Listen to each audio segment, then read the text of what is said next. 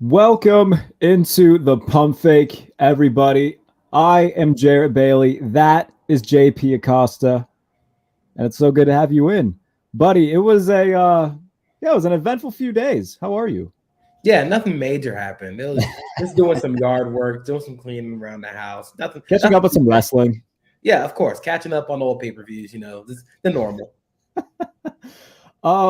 No, this was the first draft in a really long time where it feels like most teams did pretty well one way or the other. I think there's very few teams that were like, okay, what the hell are they doing? I think Detroit was one of those teams where everybody's like, okay, you take Jahmyr Gibbs at 12. Jahmyr Gibbs, fine player, is probably going to be really good for them, but taking him at 12 seemed like a reach, and they take Jack Campbell. But everybody else, like for the most part, we saw a lot of value all over the place on all 3 days.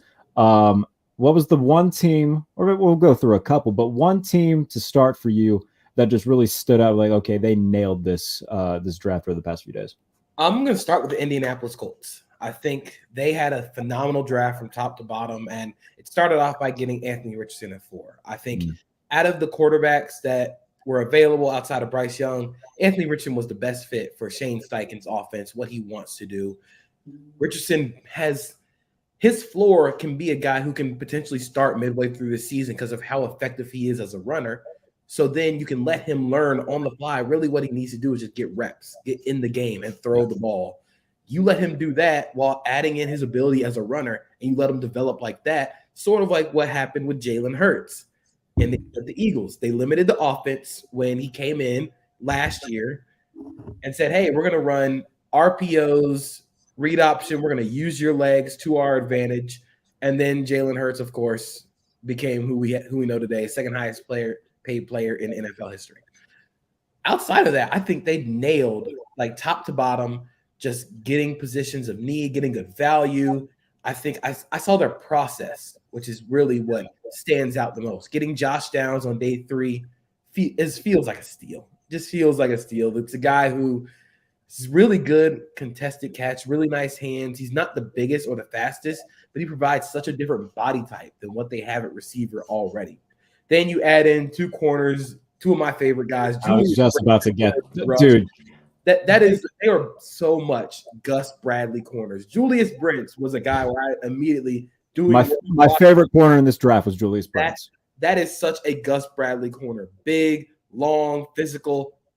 He's going to be a guy who might start immediately. Then you get Adetomiwa Adebawore in the 4th round. Again, feels like another steal there with a guy who can easily come in and help against the run and has a higher upside as a pass rusher than we think.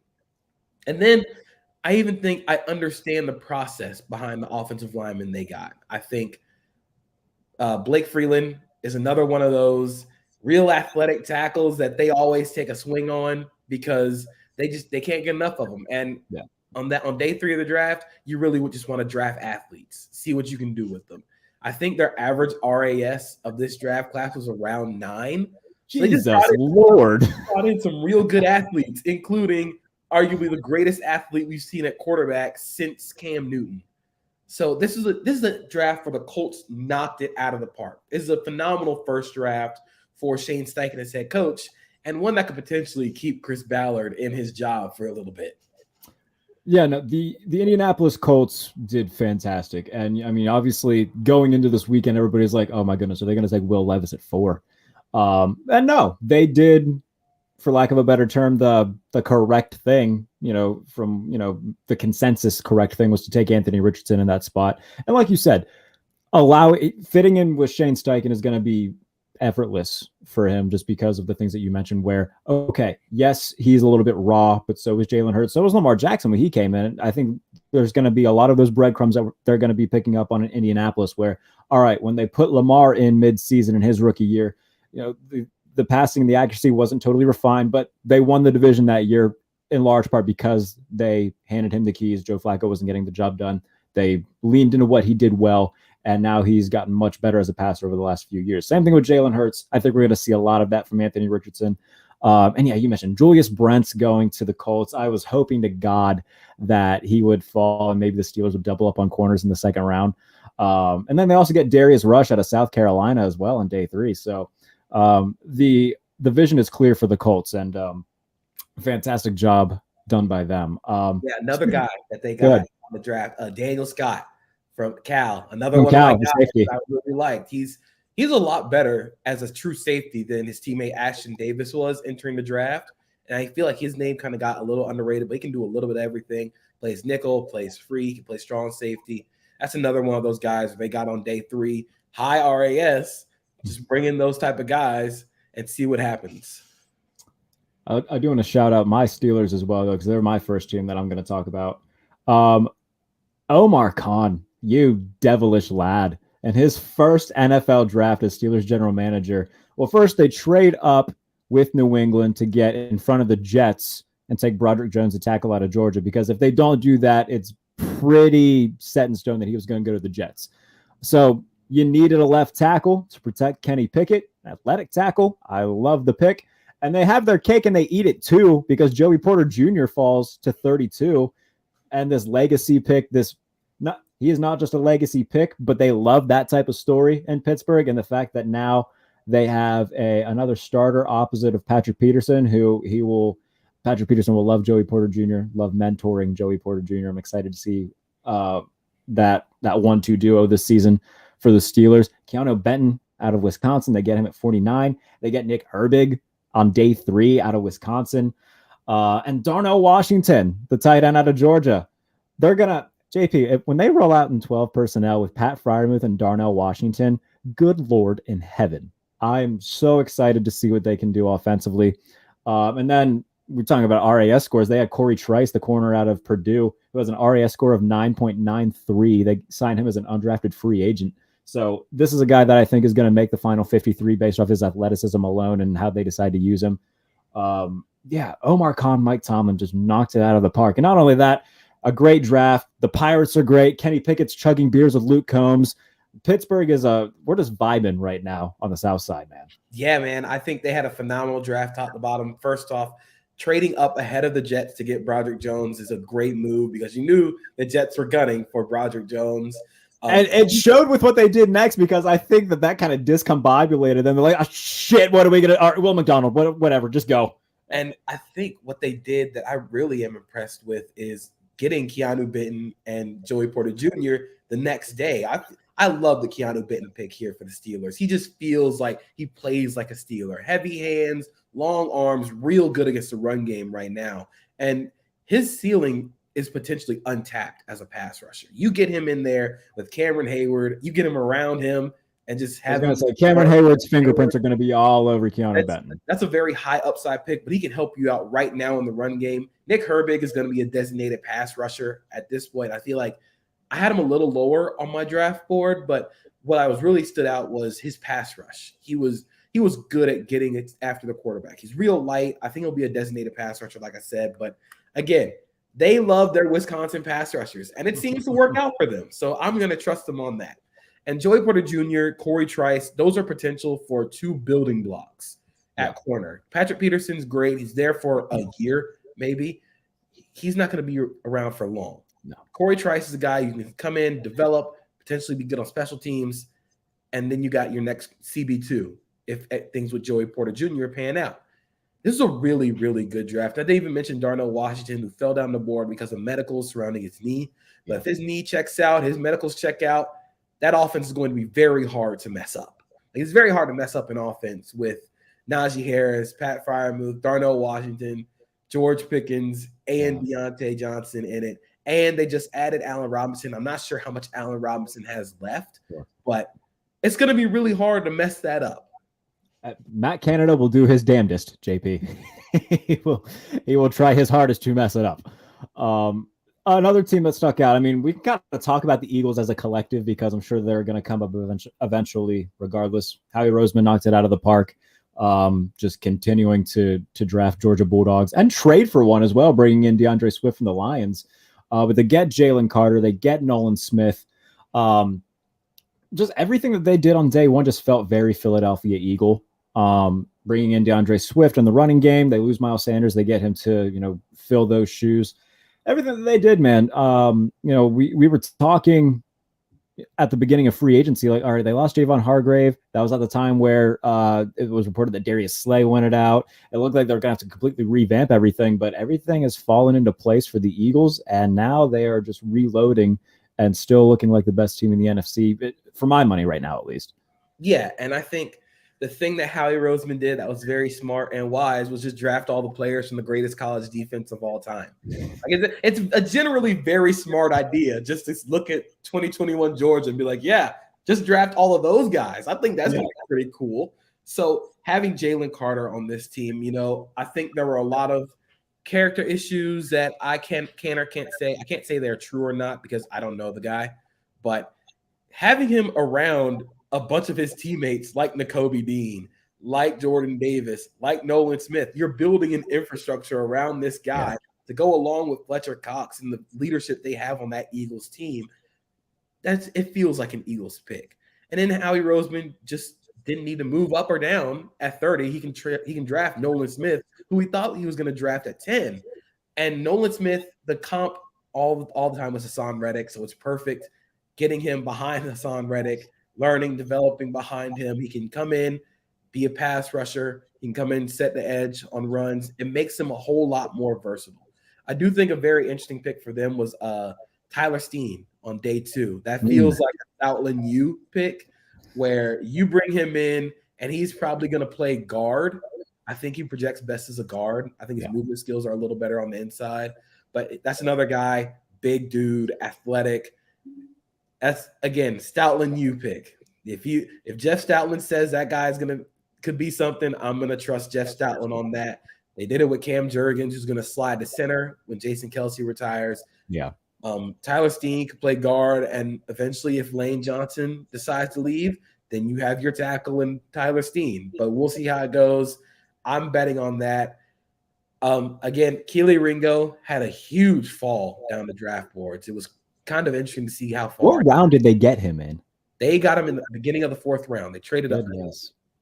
And again, another really great athlete. I think he's more of a linear athlete where he's only best moving forward or backward. But that's another guy. You can play him at corner. I've heard rumors of him playing safety. But that's another guy you just want to get in the room. Just get that athleticism in your room and see what you can do with it. So the Eagles, once again, they had a very good draft. And they did the smart thing of just draft all those defensive players from that really good defense. Your Jacksonville Jaguars. I'm starting to think that Trent Baalke really enjoys Penn State because for Howie Roseman taking so many Georgia Bulldogs, I'm pretty sure that the Jaguars took about 3 Penn State players, taking Juice Scruggs. No. They took Parker Washington and Brenton Strange. Yes. Okay. So I first of all, I wanted Parker Washington to be in Pittsburgh because I was hoping he would just be the slot demon. Now you pair him up with Trevor Lawrence along with Calvin Ridley, Christian Kirk. How are you feeling about your Jaguars after their draft? So the thing I always look for with teams is, can I see where this is going? I'll understand the pick if I can see where it's going, if I see the vision for what you're trying to do. I can see what the Jaguars are doing. I think the Strange pick was strange, no pun intended. But when you look at it more, you look at Brenton Strange as a very, very good run blocker. You can have him in on 12 personnel. He makes them more efficient in the red zone. The Jaguars were very inefficient last year. They were not good at scoring touchdowns once they got in between the 20s. That's changed going into the season. Brenton Strange is going to do that. Anton Harrison is a bet for the future. He can also play right now with Cam Robinson potentially being suspended for the first few games of the season. You can play Harrison at right and Walker Little at left. Then when Cam comes back, you got a little decision to make, but Cam's contract has a potential out at the end of the season. He's going to be gone anyway. This feels like a Doug Peterson, Trent Baalke pick because Cam wasn't their pick. Cam wasn't their guy. So now you have your potential franchise left tackle. The pick I'm honestly most intrigued by for them is Antonio Johnson on day 3, safety from A&M. I think He's going to start out as a nickel. You want him around the ball, causing havoc. He's not only a productive tackler, he's a good tackler. And he forces fumbles. You want him around the ball. He starts off as a nickel. He's a good athlete. And then you move him back to safety when Rayshawn Jenkins ultimately has his contract up. I can see the vision for where they're going. They want to be brutally efficient.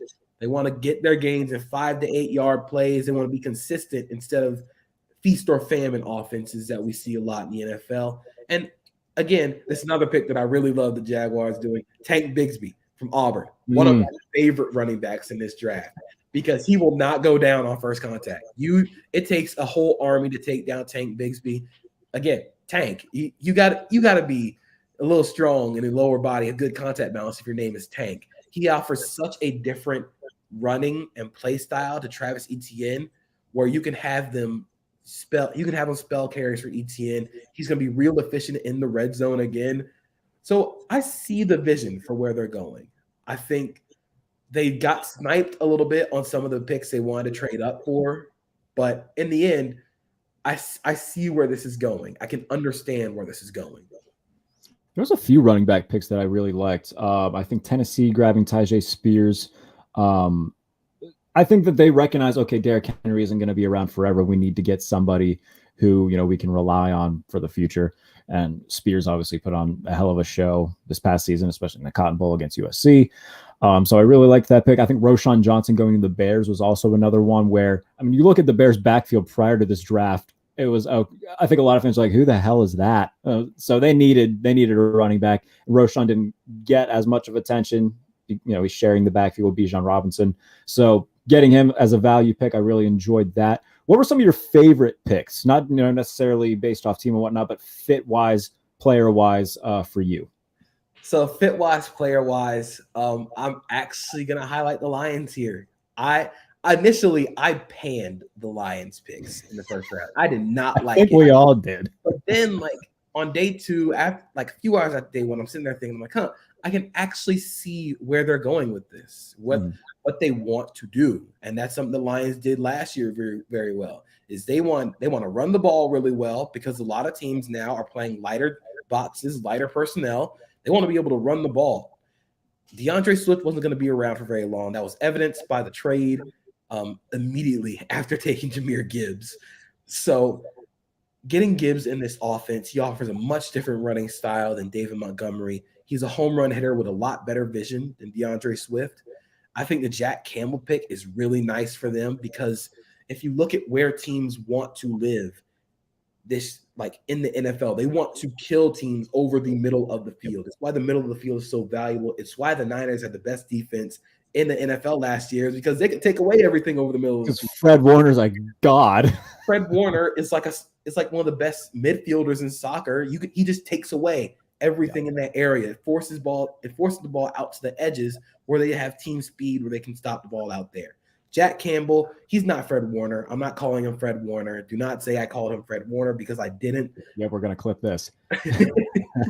What he does really well at his size is he knows how to get to those hook to curl zones in the middle of the field. He has very good awareness in his area. I think he makes up. That's how he makes up for his lack of kind of long speed and lateral quickness.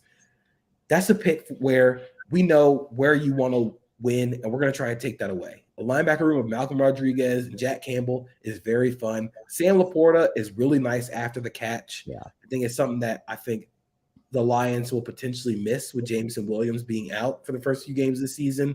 They needed somebody who can survive after the catch. TJ Hawkinson's gone. There's the Hawk replacement. And then Broderick Martin at the end of day two. Very interesting pick. I did not have him on my big board. I had a few of my guys inform me about Broderick Martin. Nose tackle, that's exactly what they needed. I'm actually coming back around on the Lions draft. I think they had a good draft. I understand the whole, they took a running back at 12 and they took an off-ball linebacker at 18. Those are good players. And you can see the vision. You can see what they are doing there. Yeah, and I saw a quote, and I can't remember the exact wording of it, so I'm going to have to paraphrase, but Jack Campbell talking about how, he likes being, he embraces the leadership role, and when things go wrong, he's more than willing to raise his hand and get chewing tobacco spit on his face. I was like, that is the most Dan Campbell player I could think of with that quote. I think he's going to fit in effortlessly with that defense and be a stud.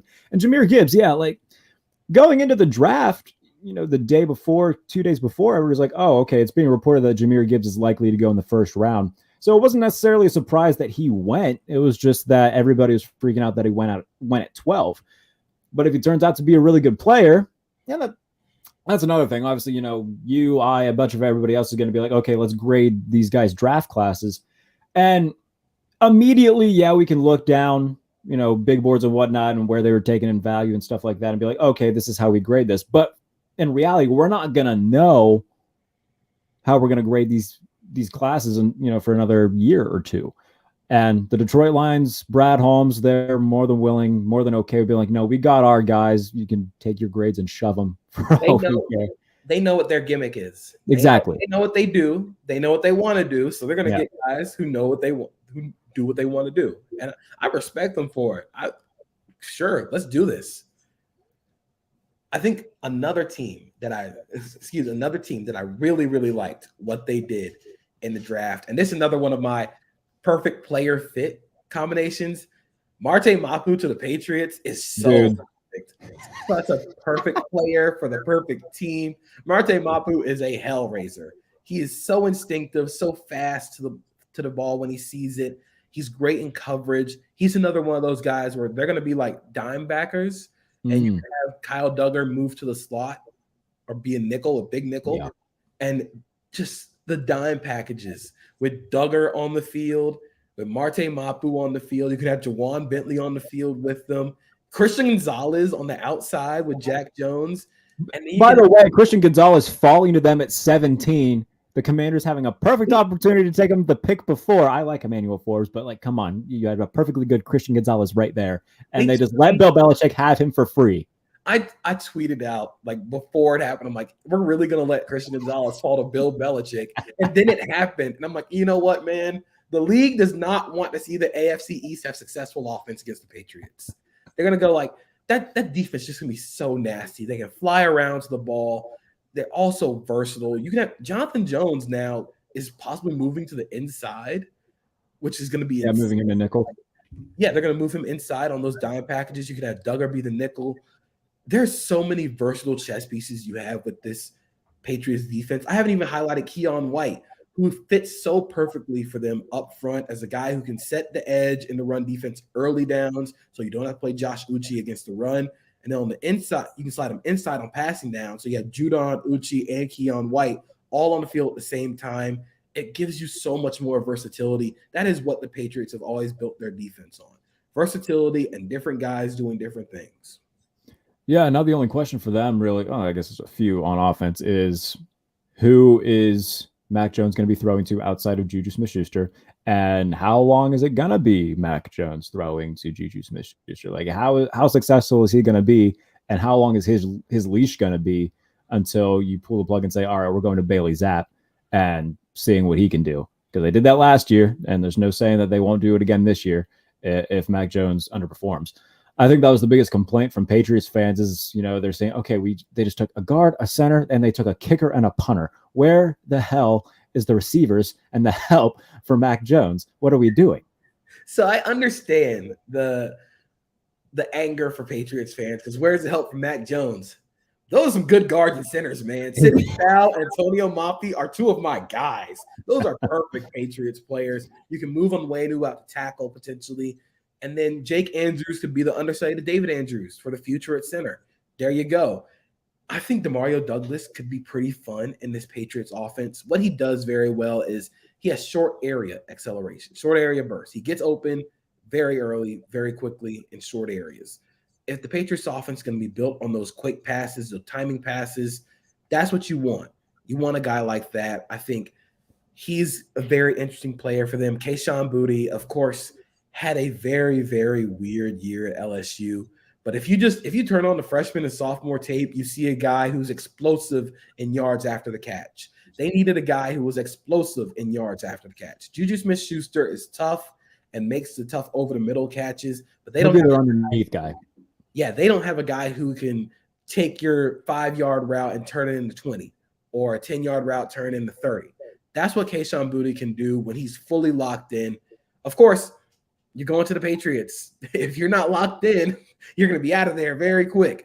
So I think I see the vision for what the Patriots want to do, especially defensively. Offensively, those receivers will have to work out to kind of see what they want to do. But again, I see the vision for New England. Sticking with the AFC, because I did want to touch on the Texans, and I think that they had a fantastic draft as well. It's very clear what, well, first off, coming into everything like a month ago, everybody's like, all right, Nick Caserio is going to do this draft, and then he's going to piss off back to New England, and they're going to hire somebody from the 49ers front office to come be the new GM. And then instead, what we see is they go, all right, CJ Stroud's number 2. There's a lot of smoke and mirrors about them maybe passing on a quarterback. No, they stick with CJ Stroud to take him at 2. And then right away, they trade back up to number 3 with the Cardinals and get Will Anderson, who many believe to be the best player, period, in the draft. And that's such a – D'Amico is going to cook with some of these young guys that he has on defense now. The AFC South, JP, is like fun all of a sudden. How about it? It's crazy, man. And you look at it, 3 of the top 4 quarterbacks all went to AFC South teams. Yes. With Levis going to Tennessee and Anthony Richardson going to Indianapolis. What I really liked about this Texans draft is they were not shy about what they wanted as soon as the draft started. They were like, boom, we got Stroud. Let's move up immediately. That news came out immediately, and then they were at 3 in an instant. This is Nick Caserio's swing. This is, hey, if I'm going to be remembered for one thing, this is going to be it. And I think drafting CJ Stroud and Will Anderson are potential 2 franchise centerpieces. I know the value around like what they traded to the Cardinals, and we'll possibly touch on the Cardinals later. I think they did pretty good in racking up more draft picks, especially from the Texans. But this is potential to be a win-win for both teams because Will Anderson's really freaking good. Yeah. Like that is a really talented player, and you sent him to D'Amico Ryans. And it's gonna be a very fun defense. I think Dylan Horton was a very nice pick for them in the back end of the draft as a guy who can come in, set the edge in the run game, possibly play on the inside and third downs. Tank Dell and Xavier Hutchinson are 2 very different types of receivers, but you know how much I love me some Tank Dell. Tank Dell is going to get open instantly in short areas, kind of like the Mario Douglas. That's going to be a very nice help in that Niners offense where CJ Stroud can hit somebody quick. Xavier Hutchinson, tough. He's a tough receiver, man.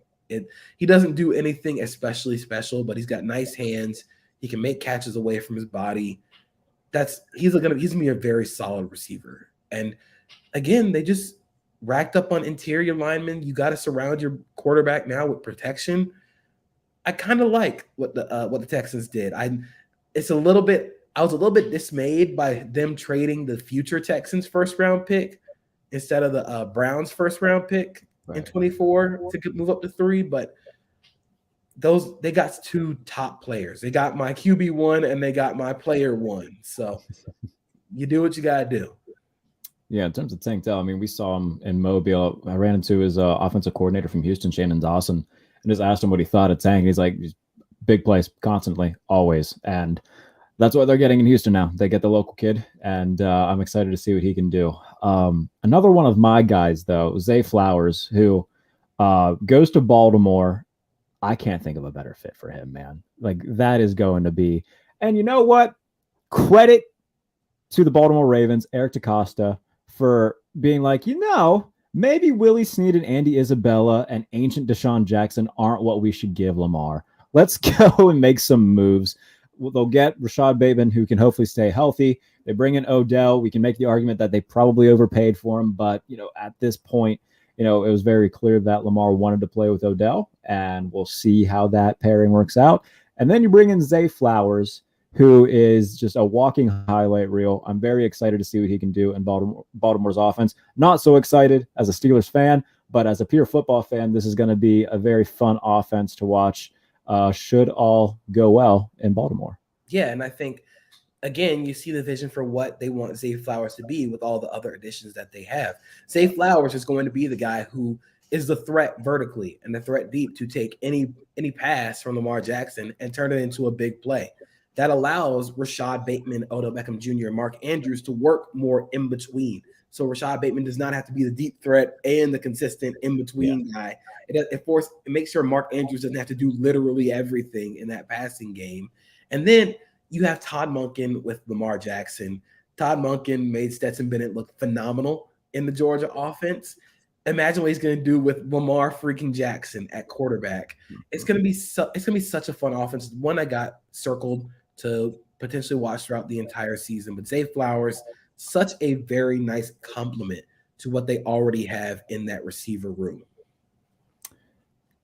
And it's when we were coming into the combine, it's just such a drastic change from what we thought we were going to see from Baltimore, where it's like, okay, they're probably going to end up moving Lamar.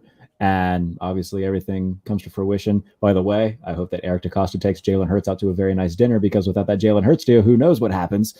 But yeah, Baltimore, all's right. Lamar's going to be there for a long time. AFC North football is going to be very fun for a long time. Oh yeah, we haven't even talked about the Bengals. We haven't touched the Bengals yet. I was gonna get to that. Draft classes this year, I think what they did, especially defensively, they got a lot younger. They got a lot faster. Adding Miles Murphy to that defensive front, that's another guy who he can set the edge. He can play very good against the run. The potential is there to be a dominating pass rusher, but he just has to put it all together. He's got to put it all together. Then you draft DJ Turner. He's probably going to be he'll probably be the outside corner.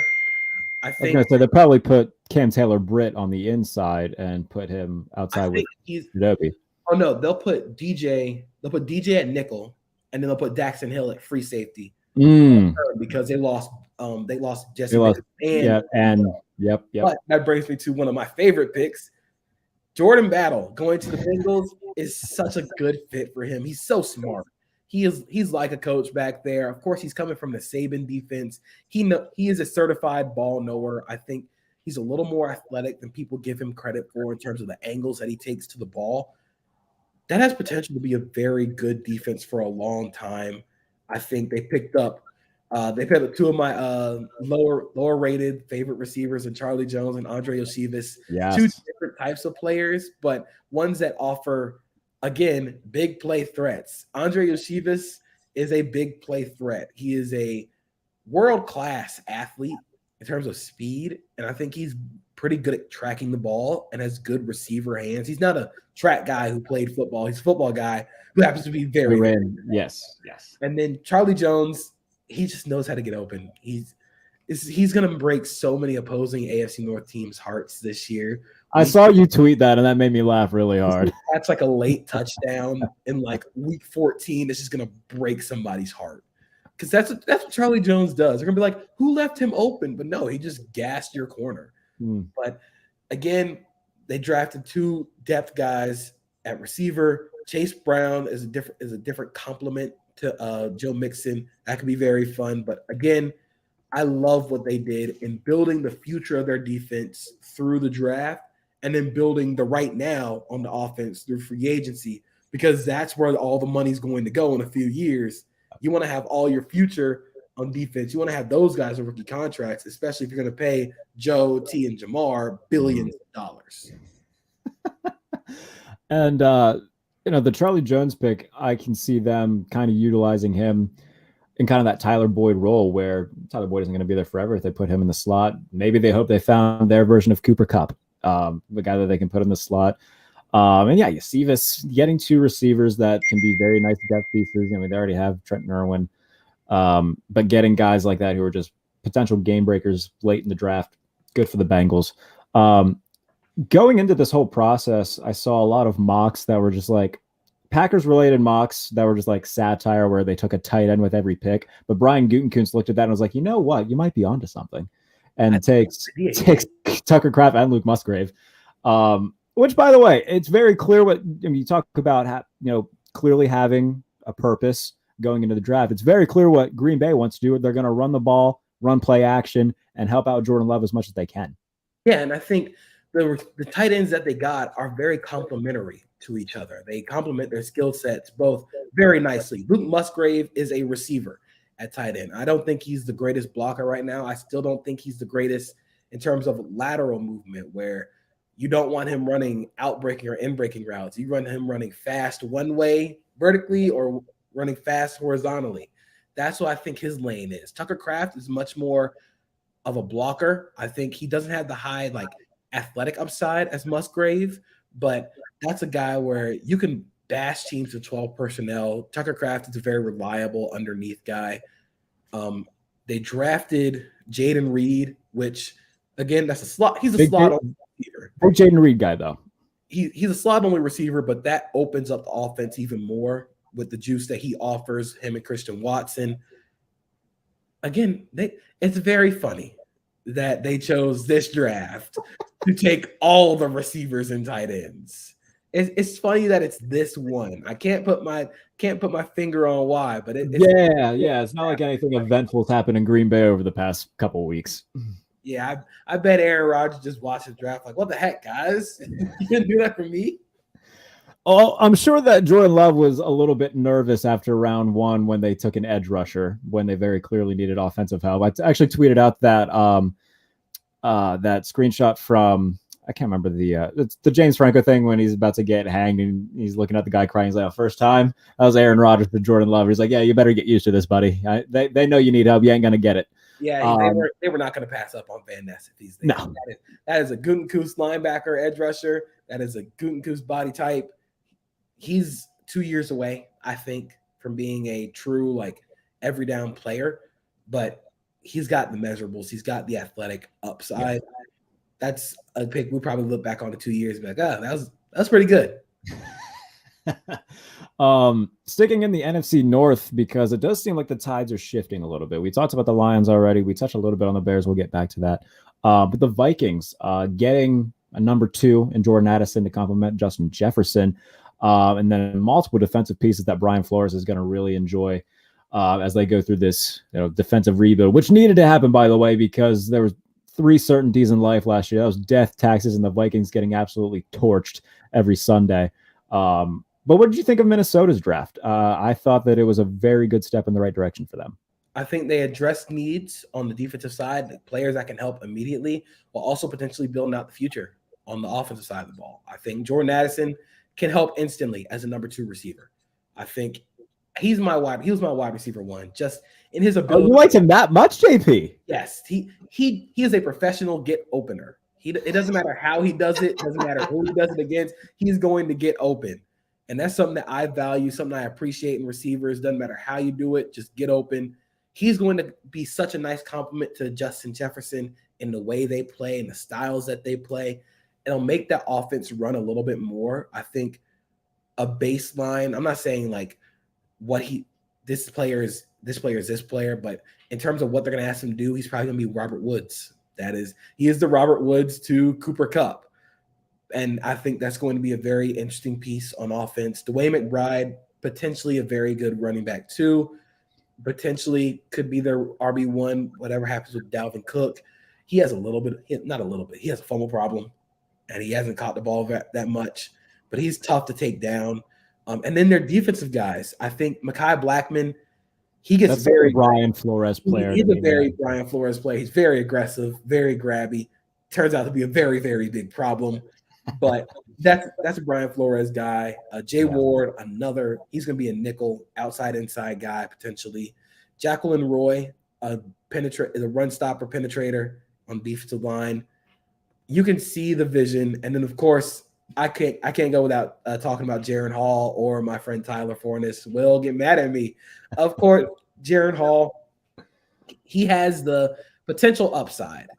That's the QB swing they took this year. Just say, hey, if this Kirk thing, if we want to get out of this, then we don't have to necessarily we won't need a quarterback next year.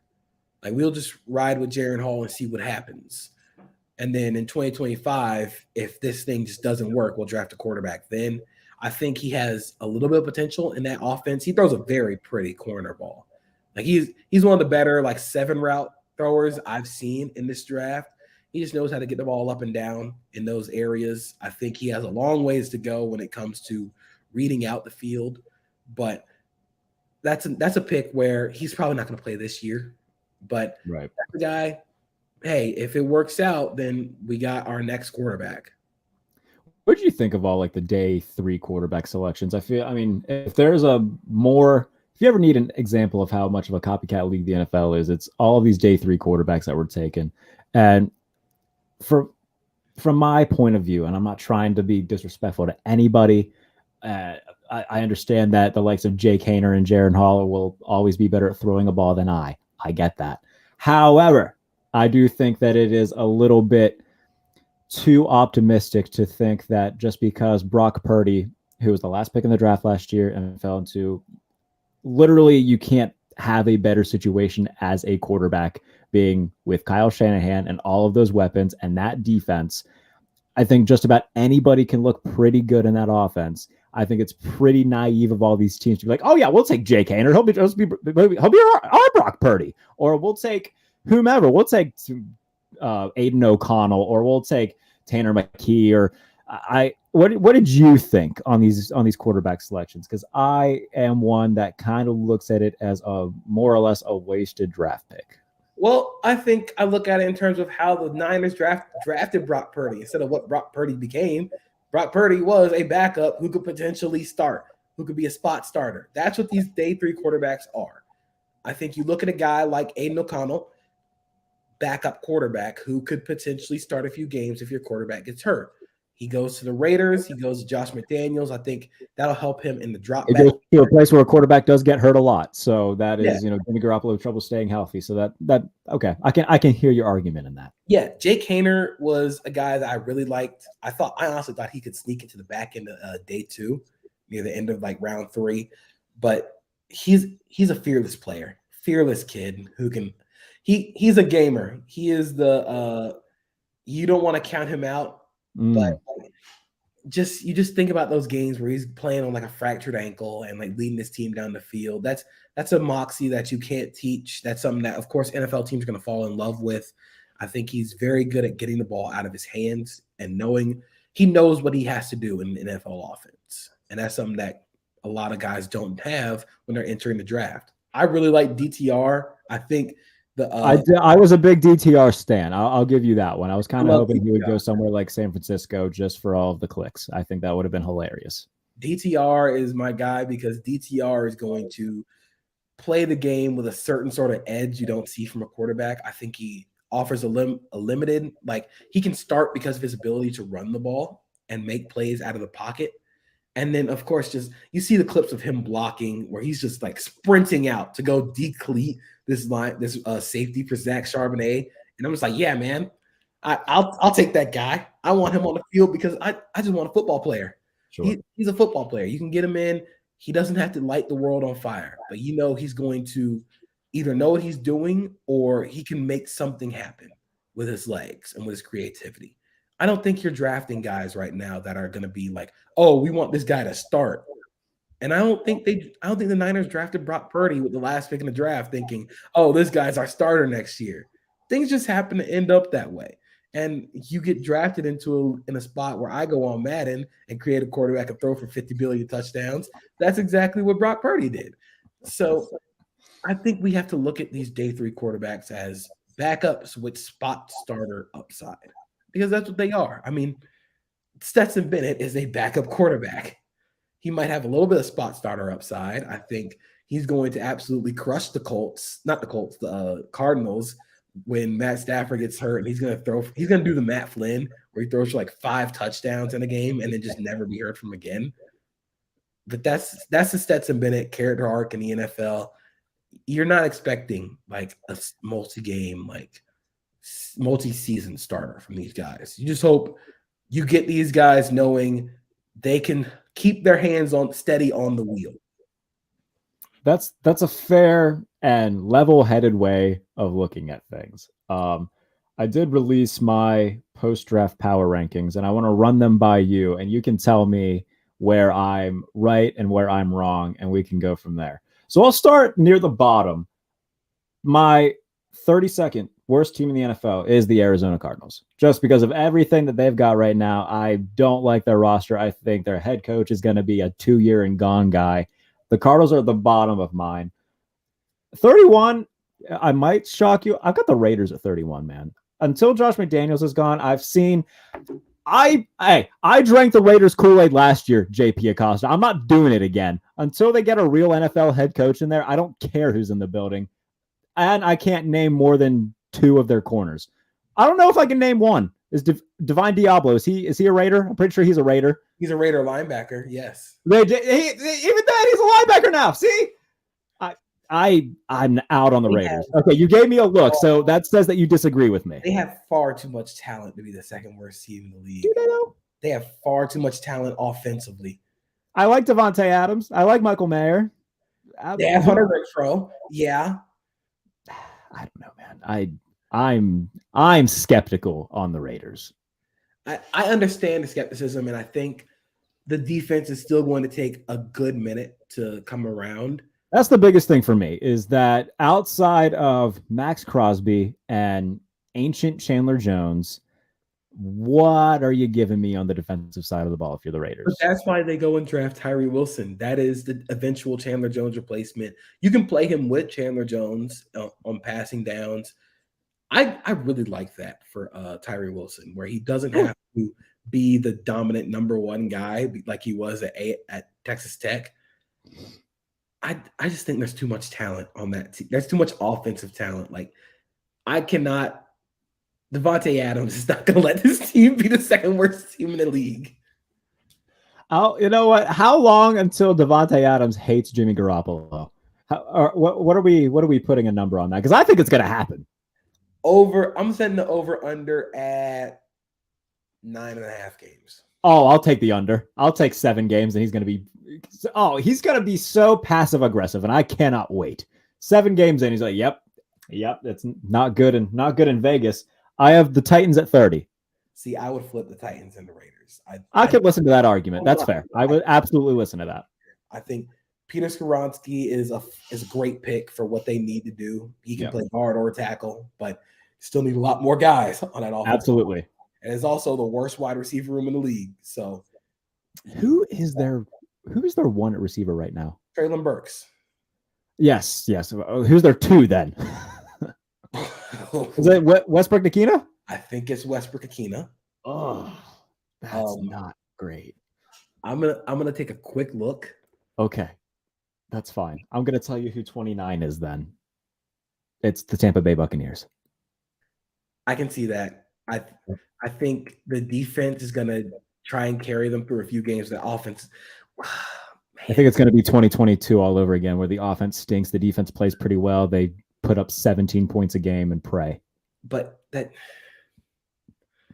offense is going to be hypothetically, that offense is going to be healthy with Baker Mayfield or Kyle Trask. I don't care. That's a fair point. That's a fair point. I don't care how healthy they are if they got a bum at quarterback. So and Todd Bowles as head coach. Who's our OC now, by the way? Oh, who was it? That's gonna piss me off. Buccaneers offensive coordinator. I think it's Dave Canales. He was the QB coach for the Seahawks this past year. Okay. Oh, so okay. You know what? He helped fix Geno. Let's see what he can do for. I think the Bucs are going to be all right. I don't think they're going to be like. It has potential to be like it's just bottom outs and it's sure.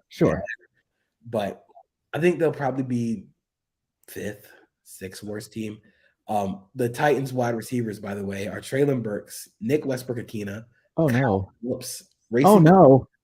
Colton Dowell, Chris Moore, Mason Kinsey, and Reggie Roberson Jr.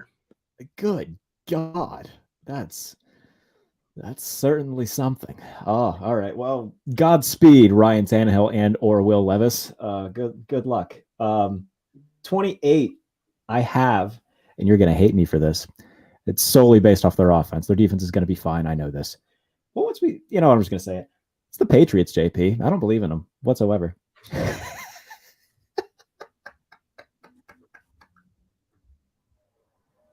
I think the Patriots are going to be a lot better than 28th. I can tell by your reaction. I have too much faith in that defense working. I think the defense is going to be fun. If there's one thing we can count on every year with the Patriots is that they're going to play good defense, and that's good. I don't know, man. That quarterback, where'd they go last year? 7-10? Yeah, they went 7-10 with Joe Judge and Matt Patricia calling plays. At least you have a competent offensive coordinator in the room now. That's fair. If they went 7-10 with Beavis and Butthead calling plays, a real offensive coordinator could get them to at least 500. Oh, good Beavis and Butthead. That'll always pop me as a good Beavis and Butthead mention. All right, so I'll give you the next three then. Texans, Rams, Packers are 27, 26, and 25. The Rams are going to be a lot worse than you think. Oh yeah, okay. They're going to be. I don't think they're going to be. I have it 26. I don't think they're going to be good. They have potential to be like worst team in the league. Bad. Like draft Caleb Williams, bad. Yeah, it's okay. All right, let's talk about this then. All right, so we got the Rams. Matthew Stafford coming back, questionable elbow situation. An offensive line that they attempted to fix with what little capital they had to do it. Wide receiver wise, it's Cooper Kupp and a pocket full of sunshine. Well, they got my boy Puka Nacua. I'm not gonna. That's my guy. That's one of my guys, Puka Nacua. But yeah, defensively, what is their defensive backfield going to look like? It's Aaron Donald and Will Smith. They're going to potentially be starting multiple, like at least 6-round rookies, 6 or 7 rookies this year. Steve Avila at left guard. Puka Nacua could take over for Ben Skronek or Van Jefferson. Byron Young is going to start on the edge. Kobe Turner could take some snaps from somebody. Nick Hampton could play an outside linebacker. Trey Hodges-Tomlinson and Jason Taylor. Again. By the way, I like Trey Hodges-Tomlinson, but right now, can you name or can you guess how many inside linebackers, middle linebackers, the Rams have on this roster? The number. Well, by the way you're saying that, it's either violently too much or not nearly enough. 4. They got 3. Who is it? Ernest Jones. He's going to be the starter. Yeah, he's the starter. Christian Roseboom and Jake Hummel. They also have Michael Howick starting at right outside linebacker. Again, this defense is going to be really, really, really, really bad. At least while the rookies kind of get their feet wet. And unless Matt Stafford just goes into like carry mode, which we haven't really seen him do, he's also a lot older, coming off of a really bad elbow injury. How old is he now? He was drafted in 2009. He's got 36. I think he's around there. Yeah. So it's not like and I understand that quarterbacks, have a longer lifespan than most in the NFL, but even then, I mean, coming off a major elbow, we saw what 35 coming off a major elbow injury. Cooper Kupp's coming off a major leg injury. Yep. Van Jefferson was hurt for a majority of last season. You see where this is going, where there's a lot of ifs with this team. I tell you what, though, mate, they would do it all over again because their way of trading picks, the Stars and Scrubs method, it got them a Super Bowl. And if that means that they're going to suck for a couple of years, I think I see, now that we're talking about this, I think I see the master plan of Sean McVay. And that is, we're going to win a Super Bowl. That's great. We finally did it. Yippee. Now it's going to be, we might suck for a couple of years, but then Caleb Williams and Sean McVay, the possibility of that. Now, I mean, there's potential for Stafford to retire at the end of this year. There's potential for Aaron Donald to retire at the end of this year. That's the big question to me, though, is like, if you're Aaron Donald, why are you coming back to this? Go out on a high, man. I mean, he's the greatest defensive player of all time. I would keep adding to those stats, make sure, leave no doubt. But yeah, I think the Rams are going to be really, really, really bad this year. I can't wait. That's going to be one of the clips that I send out for this. Is going to be that's going to get a ton of angry Rams fans in my mentions. I can't wait. So, like I said, I got the Packers at 25. Are we respecting that virtual handshake on that? I can respect that. Respect The Colts at 24. I would have put them lower, but I really do love the Richardson pick, and I love everything that they did, man. We talked about it. They had a fantastic draft. I might have the Broncos a little bit too high. What do you think? They're at 23. Okay, I have a question for you before I answer. Where do you have the Bears? I have the Bears at 17. They're right in the middle. That is very optimistic for this Bears. Hey, it's incredibly optimistic. I know. Very, very optimistic for this Bears team. Wow, I did not think the Bears would be near the top 16 I will say teams. like 22-17. If you want to put them in just about any order, you can honestly 22 to like 15. If you want to put them in any sort of order, I'm not going to argue too terribly much depending on what order you put them in. So I'll give you a rundown. 22-17 looks like this. The Commanders, I don't know what Sam Howell is going to be, and if they go Jacoby Brissett, then I think there's a clear ceiling there. The Vikings, I like the direction they're going, but they're not going to win 12 one-score games again.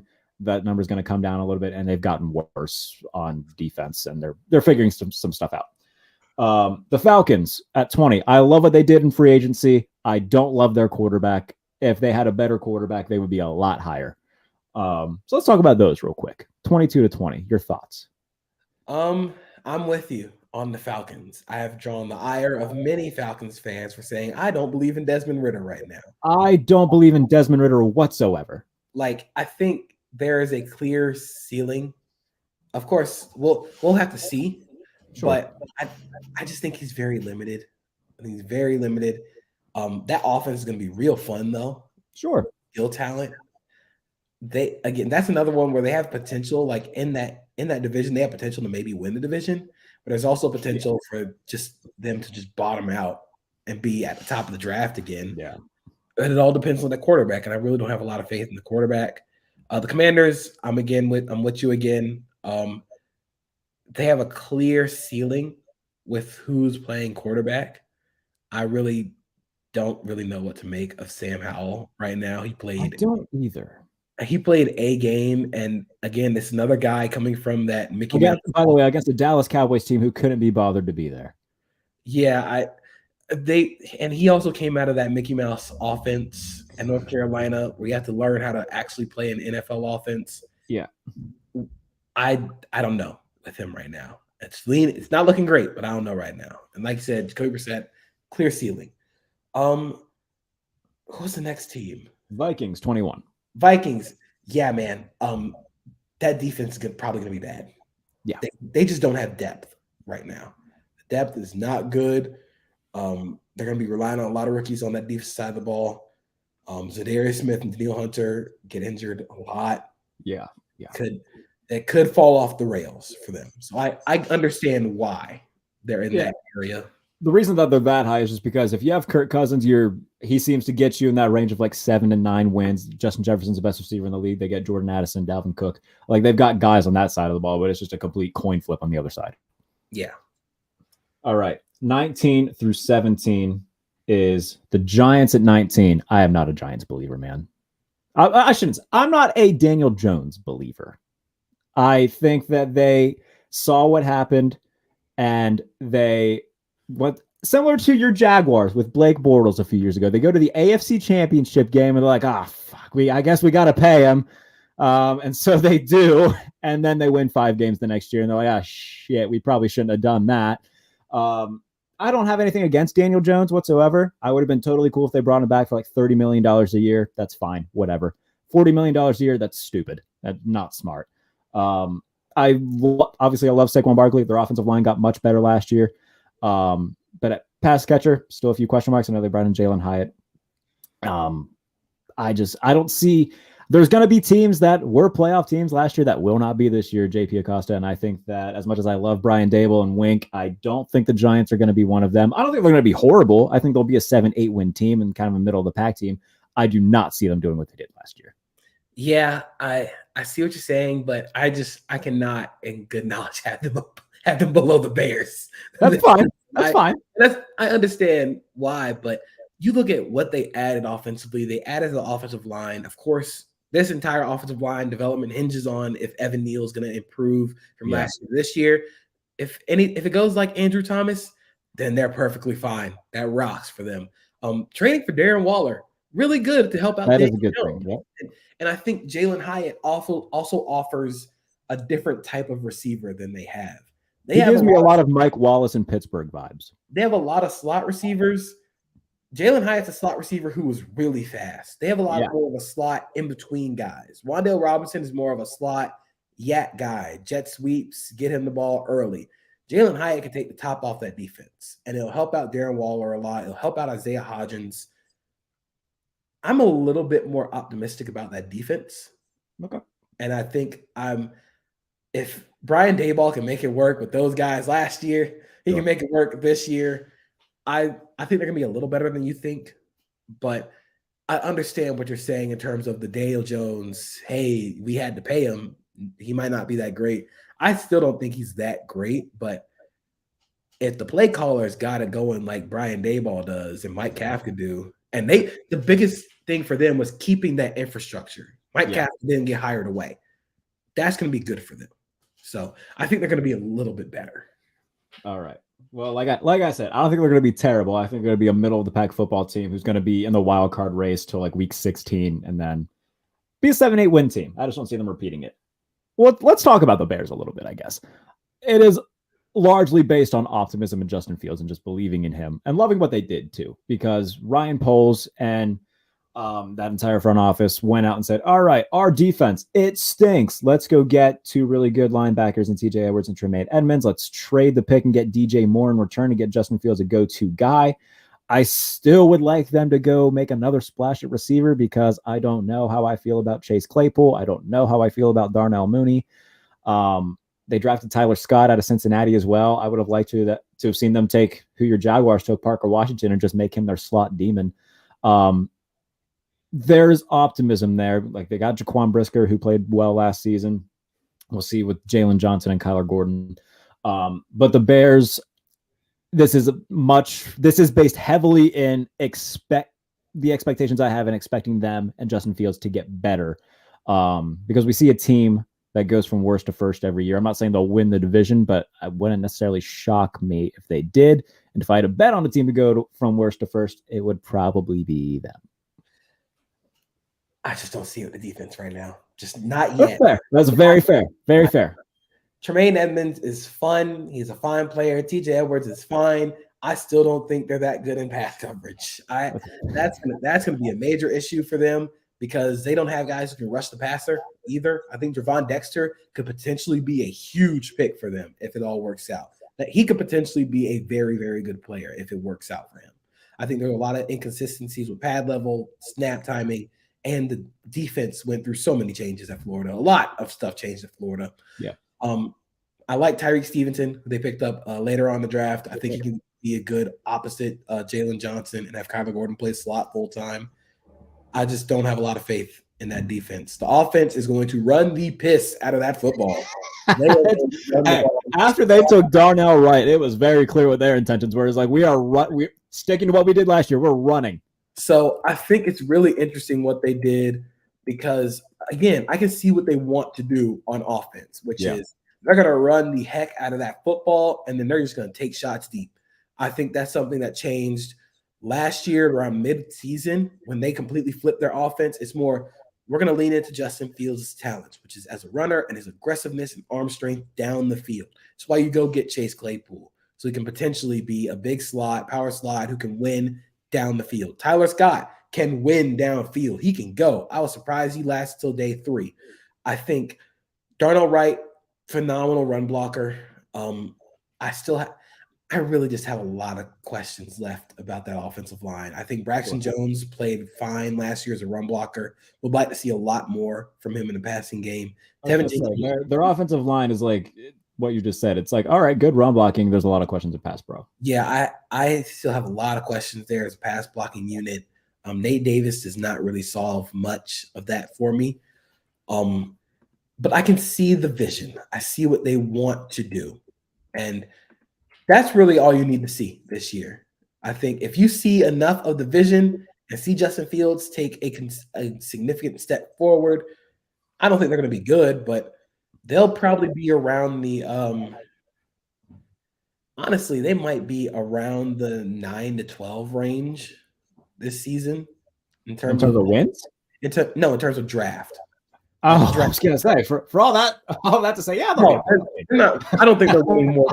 I don't think they're winning more than 8 games. I don't. Is that the absolute cap that you have for them? Is 8? Maximum 8. I don't think they're going to win more than that. But what really matters is seeing growth and development from Justin Fields. All right. So 16-14. The top of the NFC South for me is the Panthers. I think that Andy Dalton, Andy Dalton's Derek Carr. Andy Dalton's still as good as a bridge quarterback as you can get in today's NFL. And they bring in Bryce Young, who's going to be I think he's going to be good. I think Andy Dalton's going to be a great mentor for him. I'll be interested to see, like, depending on how good they feel about Bryce Young, how soon they start him. I assume that if he does fine, you think so? He's starting day one. Okay. I would not even consider Andy Dalton taking starter snaps. That's not your job. Your job is to sit there, hold the clipboard, and make sure Bryce is seeing everything. I think trading that much capital to move up to one, that guy needs to start right away. And that's why I take Bryce Young. I think in Frank Reich's RPO heavy offense, Bryce Young can be very good at that. He is very good as a ball distributor. He thinks quick on his feet. He's very good with spatial awareness and where people are going to be. I really like the Jonathan Mingo pick because he offers more style of play than the receivers they have right now. Terrace Marshall Jr., DJ Chark are more vertical burners. Laviska Shenault is a little similar to Mingo in terms of body size and what they do best, but I think Laviska is very limited to being a power slot only. Yeah, I was gonna say I think Visca's is more of like that gimmick guy, you know. Visca's a power slot, and I think Jonathan Mingo can potentially be a whole lot more than that. I think he's going to be the recipient of a lot of those bang eights, those RPOs, or the like. It's not a slant, but it looks like a slant, but it's a lot deeper than coming off the RP. Yeah, I know you're off RPO. It's a glance. He's going to be a recipient of a lot of those glances where you get him the ball, get him on the move, get him as a yak guy. That's where he operates best. Very intrigued by that pick. Chandler Zavala could potentially be fighting for a starting spot. I am still a little cautious about the upside of that offense. I don't know how explosive they're going to be offensively. I don't know if they'll be able to generate enough big plays to be a true challenger in the NFC right now. But yeah, I think with who they brought in on their staff, with Ejiro Evero coming in on defense, that defense has potential. That's going to be very fun. They have a whole lot of safeties who are all very versatile. Von Bell, Jeremy Chin. They drafted Jamie Robinson. They all hit like trucks. I think it's going to be a very fun defense to watch and potentially how they grow. But yeah, I think they're probably my pick to win the division. Very tentatively, very hesitantly right now. Yeah, I'll be doing more of that later on this year, but schedule release is May 11th, buddy. That's when I'm doing my first full game by game picks and stuff. That's going to be a time. Yeah, I like where they're going. All right. The Browns are 15. It's just like, all right, how good is Deshaun Watson going to be? That's the biggest thing for me. Yeah, I mean, that's really what this whole project relies on. That's the $230 million question. Yeah, if you can be a whole lot better than you were last year, then we'll have something here. I also think their run defense needs to be a whole lot better. And they addressed that by going in Dalvin Tomlinson, draft Siaki Ika. I like that pick a lot. Yeah, they're going to go all in on stopping the run. And I think their DBs will do most of the work. I think they had a lot of coverage busts last year, which is very weird. But their growth will also be interesting to see. But this all revolves around if Deshaun plays better. Top 14 teams now. This is the likely playoff teams. I got Detroit at 14. I think that they will be a very fun team. They'll be a 9-10 win team in a bad division. Yeah, that's where I'd have them. Detroit's going to be a very fun team offensively, keeping everybody around. I think they're going to struggle a little bit to create big plays early in the season. Especially without Jameson Williams for the first month. Jameson Williams, but when he comes back, yes, the offense is going to be fun, especially with Jahmyr Gibbs and Jameson Williams and Ben Johnson calling plays with that offensive line. Penny Sewell running jet sweeps to get first downs on fourth down. Hell yeah. I'm excited to see that offense. I've got the Dolphins at 13. I might be a little bit low on Miami to some. I think the Dolphins are going to be a lot higher. You think so? I'm very bullish on the Dolphins this year. I think Vic Fangio will do wonders for that defense. Yeah. Yep. Get a guy like Jalen Ramsey, that helps a lot with pass coverage. And he's going to do a lot to help out Jalen Phillips and Bradley Chubb in pass rush. Working with Christian Wilkins, I think they're going to be a little bit of a struggle at first defensively, switching from a very aggressive, in-your-face defense like Josh Boyer, where it was all one gap and go, to a more react attack defense that Vic Fangio has in, especially up front. But if Tua stays healthy, that offense last year was phenomenal. But that's really the big question here. Is Tua going to stay healthy? That's the big question here. If he stays healthy, I think that team's gonna be a lot higher. Yeah. When it comes down to that, though, man, I feel like every year we have an offense that pops off, and everybody's like, "Oh, yeah, they're going to be the next big thing for a while." It was similar to like Lamar with the Ravens that in the 14-2 season, where no one could do anything remotely close to stop them. But then you give everybody an off season to look at and be like, oh, "Okay, well, this is how this team did it, and we'll just do that." No, obviously the Ravens are still very good, and Lamar's still very good, and they're always going to have their moments. But I don't think that the Dolphins are going to be as explosive and just as dominant as they were when Tua was healthy last year going into 2023. Yeah, I think last season Mike McDaniel was starting to find the answers for what teams were giving them, especially after the San Francisco game, but it just turned out too late. Tua got hurt too late, and they really couldn't adjust to that. Now that he's had a full off season to see how teams adjusted to that speed on offense, I think they're going to be, once again, very good. Number 12 is Seattle. Offensively, they just added JSN with Tyler Lockett, DK Metcalf. Their offensive line is. I still want to see a little bit more from their interior. Their tackles are both fine. They add to the run game as well. Defensively, they're very solid in the secondary. I think it'll be more of the same. I don't think Geno's going to be as good. Don't get me wrong, but I think that there's a clear ceiling with Geno. I don't think he's going to repeat it, but I do think that they have the pieces around him where they can still be in the mix of being a wild card team. Now, do I think they'll necessarily be a playoff team? It would not shock me if they take a little bit of a step back and one of these up and coming teams takes that spot from them. But I think they're still going to be in the mix all season. Yeah, I think I have a lot of questions about their run game, especially on the interior with letting go of Ward and Al Woods, who are two of their best run defenders. Jermont Jones is very good, but you need a guy like Al Woods on that team. That team is missing an Al Woods. Derek Hall was a sneaky, very good pick for them, especially in what he does, what he brings to that edge group, which is he's nothing like Darrell Taylor or Boye Mafe. He is not going to try and go around you. He is going to try and run through you. And he's very good at setting the edge in the run game. I think that offense is going to be very, very good. Very good. Now you add JSN, who's going to be even more efficient in the short to intermediate parts of the field with DK Metcalf and Tyler Lockett doing more of the deep stuff.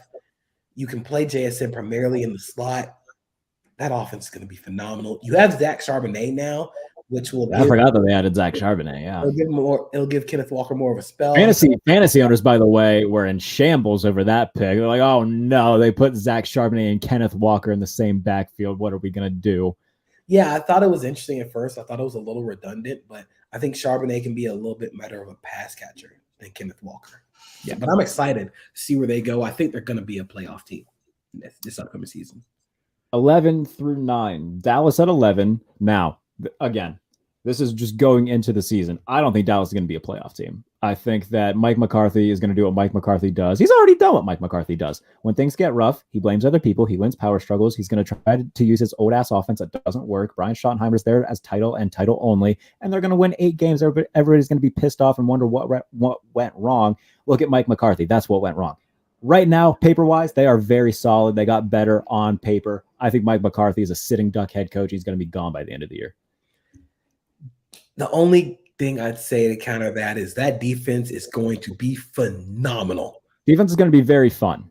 That defense is going to be phenomenal this year. And I think the criticism Mike McCarthy got are very fair, but I also think a lot of why Mike McCarthy got fired in Green Bay was for making Aaron Rodgers do a whole lot too much, which is why they went and got Matt LaFleur to make the offense a little easier. Dak's always been doing that. Dak has always had to do too much for that offense. So it'll be interesting to see how they counteract that. I think going and getting Brandon Cooks will help CeeDee Lamb out a lot. It gives them some juice on offense that they desperately needed at the tail end of last year. Yep, I am hesitant about that offensive line because they're just coming off so many injuries. Yeah. I want to see what happens there, but I think they'll be fighting for a playoff spot. I don't think they're going to be a surefire lock. I don't think they're going to miss the playoffs, but they'll be one of those wild card teams. Number 10 is the Chargers. That is another team which is like they've got it on paper, man, but holy hell, is it always a wild card with them? Yeah, I really just want to see what happens with Kellen Moore in this offense. I'm excited for that. I'm cautiously optimistic. I think the offense is a little similar to Joe Lombardi, but the routes are a little deeper. I think instead of running stick all the time, Kellen Moore's thing is hitch, where everybody runs 6-yard stop routes. And I'm worried about how explosive that offense is going to be. Quentin Johnston is a yak guy, but he can be the big explosive guy. Tom Telesco loves height, weight, speed. I really Clearly, he took Quentin Johnston, who's basically Mike Williams, baby Mike Williams. Yeah, I thought that pick was interesting, especially with Zay Flowers on the board still. I was very surprised they didn't go with Zay Flowers and get themselves some just much needed explosiveness, because as good as Keenan Allen and Mike Williams are, they're very, I tweeted this like a week ago. I was like, Keenan Allen and Mike Williams are like Bret Hart and Mr. Perfect. You need a Rey Mysterio in this offense, man. They needed some juice. They're going to try and be, again, I think it's very funny. The teams are very brutally efficient this year. Will probably be one of my favorite offenses to watch. And I think the Chargers are going to be very brutally efficient this year. That's what they're going to try and do. They're going to win with 5-6 yard routes and the occasional Quentin Johnston big play. And I still am a little worried about how truly explosive that offense is going to be with the play caller that they have. The defense up front, I still have a little bit of questions. It's going to take a lot of development. I think Kenneth Murray that's going to be another roller coaster this season. And losing Drew Tranquill hurts them a lot. But I am intrigued to see where they go. Number 9. I put the Steelers at number 9. I'm confident. I cannot go that far. That is a bridge I cannot cross. And there are 2 words why. Matt Canada. I know. I do not have any faith in that offensive coordinator. I love what they've done on offense. I still think they need to how that offensive line gels will be very interesting to see to me, but I just don't have any faith in that offensive coordinator at all. They're gonna have to show it to me for me to put them anywhere near the top 10. I would have them lower down in the 14, 15, 16 range, or even in the 15, 16, 17 range. I have them right there where they're in the hunt. That's what they are. I do not trust Matt Canada enough to put them as I like this team, they're gonna make the playoffs. That is an in the hunt team. They could probably get in there, but if Matt Canada decides to screw around all season, then they're not getting anywhere near it. Oh, that killed me. That was funny. All right. Well, I've got your Jaguars directly in front of them at 8. Yeah, I think if the defense plays a lot better, really, they just need the young guys on defense to play better. Trevon Walker's got to play better. Devin Lloyd's got to play better. They need one of those nickels to work out. Yeah, they need one of those guys to work out, and they need the young guys to play better. I think it'll be interesting to see how they get more pass rush because of losing Arden Key. Of course, he's not a huge needle mover as a pass rusher, but what he offered in terms of the guy who could win from the inside, it'll be interesting to see who does that for them this year.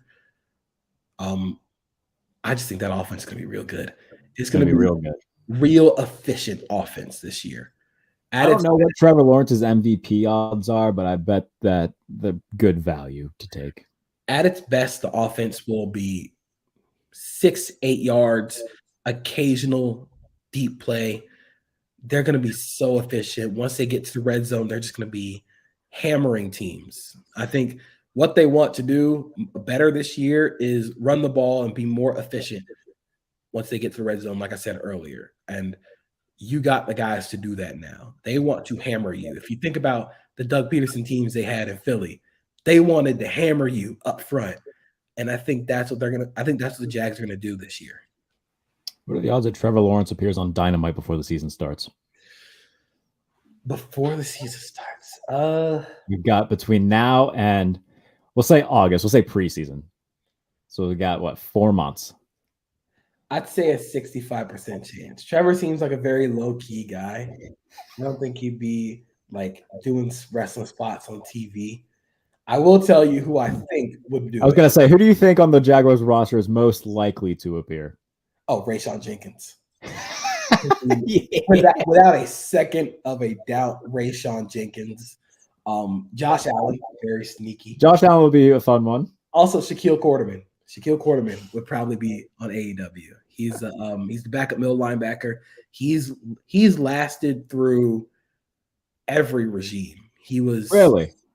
Well, I think he got drafted in 2020, so he lasted through the Dave Caldwell era, the last year of Dave Caldwell and Doug Marrone, lasted through Urban, and now he's still on the Jets. So he is the culture guy, and he's awesome. If they run a show at Daly's place, I'm gonna look for those odds very, very actively. The Jets and Ravens are 7 and 6 respectively. I like the Jets defense a lot. They had Aaron Rodgers. There's not much. I mean, they were a bridge playoff team with Mike White, Zach Wilson, and that Chris Streveler fellow who everybody was chanting for just because everybody hated Zach Wilson and they just wanted somebody else on Thursday night. I think they'll be 10-win team, wild card. Could be fun to watch. My biggest question for the Jets is, will Aaron Rodgers get out of his own way? And I say that because last season in Green Bay, the reason the wheels fell off in Green Bay outside of the offensive line issues was Aaron Rodgers tried to be prime Aaron Rodgers, and he's not that, which is why they went out and got Matt LaFleur, because they wanted to make him more of a point guard, use his brain, use his quick release to get the ball out to playmakers. Now they had the playmakers in New York. Will Aaron Rodgers actually get out of his own way and stop trying to call the shots? Like all those inefficient deep passes he threw last season, they killed the momentum of the offense. Until those questions are going to be answered, I still have the Dolphins as higher. I think the Dolphins will probably be better right now.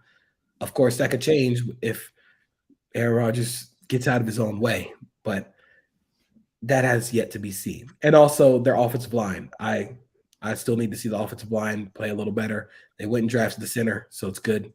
So we'll see. Baltimore Ravens.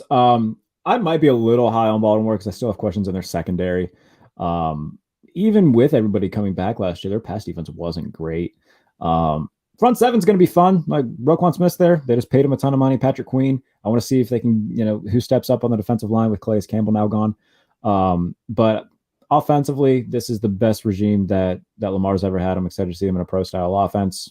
Number 6 for Baltimore, give or take. But I think that's a fine placement for them. I feel like the 6 to 10 area is good for Baltimore. I think their pass defense played a lot better in the second half of the season after adding Roquan Smith and after moving Kyle Hamilton to more of a rover area where he can play the slot, he can cover tight ends, and that's what he's been. That's what he was good at to begin with. Is just like, all right, I'm a football player. Just let me be here.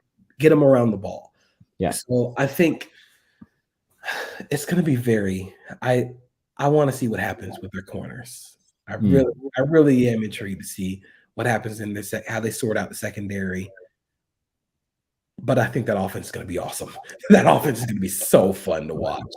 A.K. Dobbins, Gus Edwards coming back with the Lamar run game threat. The passing game actually looks competent now. And my biggest question, like, he's got 4 guys legitimately now that are like actual NFL pass catchers, which is something that he has yet to be able to say. The biggest question I had with them signing Odell was, were they going to force Odell into being a high-end wide receiver 2 or borderline wide receiver 1? Now he doesn't have to be. Mm-hmm. He can be the wide receiver 3, potentially wide receiver 2 in that offense with Mark Andrews, Rashad Bateman. They'll need another Rashad Bateman leap. And Zay Flowers. I think that passing game is going to be really fun. Lamar is going to be very good this year. I think that's going to be that's a good range for them. All right. And then my top 5 are as follows. 5 is the Buffalo Bills. Obviously they're great off with Josh Allen, but outside of him, like, I love the Dalton Kincaid pick, by the way. That was a great pick. They needed a legit number 2 guy. Gabe Davis has shown last year that he probably isn't that. But they've got a lot of holes to fill in the front seven as well. San Francisco at 4, complete opposite of the Bills. They just need a quarterback, which apparently that's how many off seasons, by the way, are we going to go in and saying who is going to be the 49ers quarterback this year? It feels like this is the 4th year in a row that we've done it, and it's getting annoying. If Trey Lance is healthy and starts in that offense is going to score the most points in the league. Oh, hot takes from JP Acosta. That offense is going to be outstanding if Trey Lance is in there, because you're that much of a Trey Lance believer. Right now, yes. A big asterisk there. What Brock Purdy did last year was great, but there were moments where you could tell he did not have the athletic capability to get out of situations he created. Trey Lance has that. And you can add in the designed run game, the QB run game with Christian McCaffrey and Trey Lance, and you have Kyle Juszczyk in the game, and you can have George Kittle in the game, and Ayuk and Deebo Samuel. I have a very big question about who plays right tackle now that McGlinchey's gone. Have they addressed? I don't think they addressed that really. Addressed that, and that is something I am very intrigued by. But if Trey Lance plays in that offense, buddy, that I think that has potential to be real scary. All right, big takes from JP Acosta on the 49ers quarterback situation. 3 through 1 are as follows. The Cincinnati Bengals. I just like the next team's defense a smidge better, and that's the Philadelphia Eagles. And they've got so many playmakers all over the field. I'm excited to see what they do coming off a Super Bowl loss in which they played really well. Very fun Super Bowl. Still think of the cream of the crop in the AFC or the NFC. And then the Chiefs are number 1. That doesn't really surprise anybody. Roster-wise, they're not, but as long as they've got Andy Reid, Patrick Mahomes, they're going to be there. They're going to be there. You could have me out there running routes and they'd still be number 1. It's incredible. It's so crazy how most people, myself included, kind of chalked last season up to like, okay, like let's still be relevant, let's still be a playoff team, but this is more of like all right, let's reload, let's rebuild a little bit type year. And no, they win the Super Bowl, and it just became the most efficient offense we've ever seen in the NFL. Like with the development, and I know I'm going off on a little tangent here. It's okay. Tangents are good. The development of the Chiefs offense from going from this feast or famine big play offense when Mahomes first came into the league as a starter to now being the most efficient offense we've ever seen is amazing, and it's an amazing point or a feather in the cap to the development of Patrick Mahomes by Andy Reid and offensive coordinator Eric Bieniemy, because we still haven't seen that from those guys. Josh Allen, and as much as I love the Bills, they have not shown the ability to. I was just about to get into that as to where they do not take layups in Buffalo. It is bombs away. It is 90 yards or nothing in Buffalo. And that cost them a few times last year, like the Minnesota game where somehow that game goes into overtime and the Bills are in the red zone. And they've got a simple, like, if you go back and watch the replay of Josh Allen's interception, they've got a dump off pass to Devin Singletary, who's open in the middle of the field, and he throws it into triple coverage for whatever. Like, it's amazing what quarterback development can do. And like, that's not trying to crap too much on Josh Allen. He's fantastic, but it's the little things where it's like, okay, you know what? We'll take 4 yards and play for the next down. Not fuck it, I can fit it in this window. And yeah. And I think Nate Ty said it best. It's the Bills are the can they do it on a cold rainy night in Stoke team, where like you see the big plays and stuff, but can you be efficient? Can you get the yards? If it's 3rd and 5, can you get 5 yards? You don't have to get 30 at this point. You just need 5 to seal the game. I don't think they've shown the ability to consistently do that, whether it be because they can't run the ball or they choose not to, or whether Josh Allen can hit a check down. Sure. Can see the field and process. He just sometimes chooses not to, and that's how you got to live with Josh Allen. Josh Allen's going to do real dumb stuff, but when it works, it looks great. But I think that's what separates the Chiefs offense from everybody else is they are so efficient every time. They are getting positive yards every play, and that's a testament to Patrick Mahomes being the best quarterback in the league, and I don't think it's close right now. No, there's the Patrick Mahomes tier, and then there's tier 1 with the Burrows, the Allens, the Herberts, if you want to put them in there. Like yeah. I don't think that I think it's pretty evident that we can put him just in an alien category on his own. Yeah, like again, his development from being a feast or famine passer, deep ball, to extremely efficient, but still being able to kill you deep. Oh yeah. You can't do anything with that. And that's why the Chiefs were able to completely change their offense in the span of one offseason and win a Super Bowl. That's what they were able to do. They took that AFC Championship game where the Bengals beat them, and we were like, okay, we see where we need to go with this offense. We can do that in an offseason. And then Patrick Mahomes was like, yeah, we'll just go out and win MVP again and win a Super Bowl. It's just ungodly what they are building in Kansas City and what they've built over the last 5 years. I'm excited to see what comes of it, though, because we've got, when you look at the AFC, man, they just got, like you said, 3 new quarterbacks in one division. The NFC, quarterback-wise, is still Jalen Hurts and who? Okay, Kirk? this is very much disrespectful to Dak Prescott. Dak Prescott's really good, man. Dak Prescott is a fine. I feel like I've just spent too much time defending Dak Prescott, and I've got no reward for doing so. We are going to Tony Romo Dak, and I don't think that's fair to him. He is a very good quarterback. I'm not saying he's not. He's a very good regular season quarterback. Yes, he is. He is one of the 10 best quarterbacks in the league to me. I have him at 11. I think is what he's on out of my list right now. He is so efficient in the way he can throw the ball and the way that he processes the game. He threw a lot of interceptions. He had a lot of turnovers. That offense was very congested last season.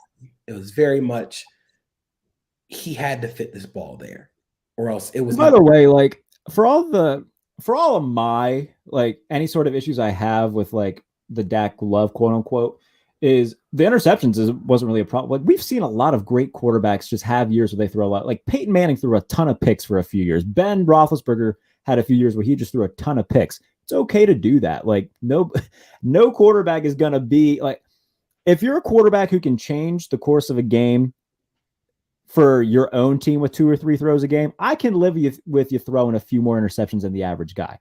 I do think that Dak is in that upper tier where he's like, yeah, you can win with Dak. He needs a little bit of help, but when it comes to him, it's win a big game. And that's great that they beat the hell out of Tampa Bay in the playoffs. I understand that. That didn't necessarily impress me too much because it was the 8-9 Tampa Bay Buccaneers who had no business being a playoff team. And I don't know, man. I get past the divisional round. That's what I ask of you. Dak is, when it comes to quarterbacking, getting from 1 to 2 to 3, the processing, the nitty gritty of being a quarterback, Dak is one of the best in the league.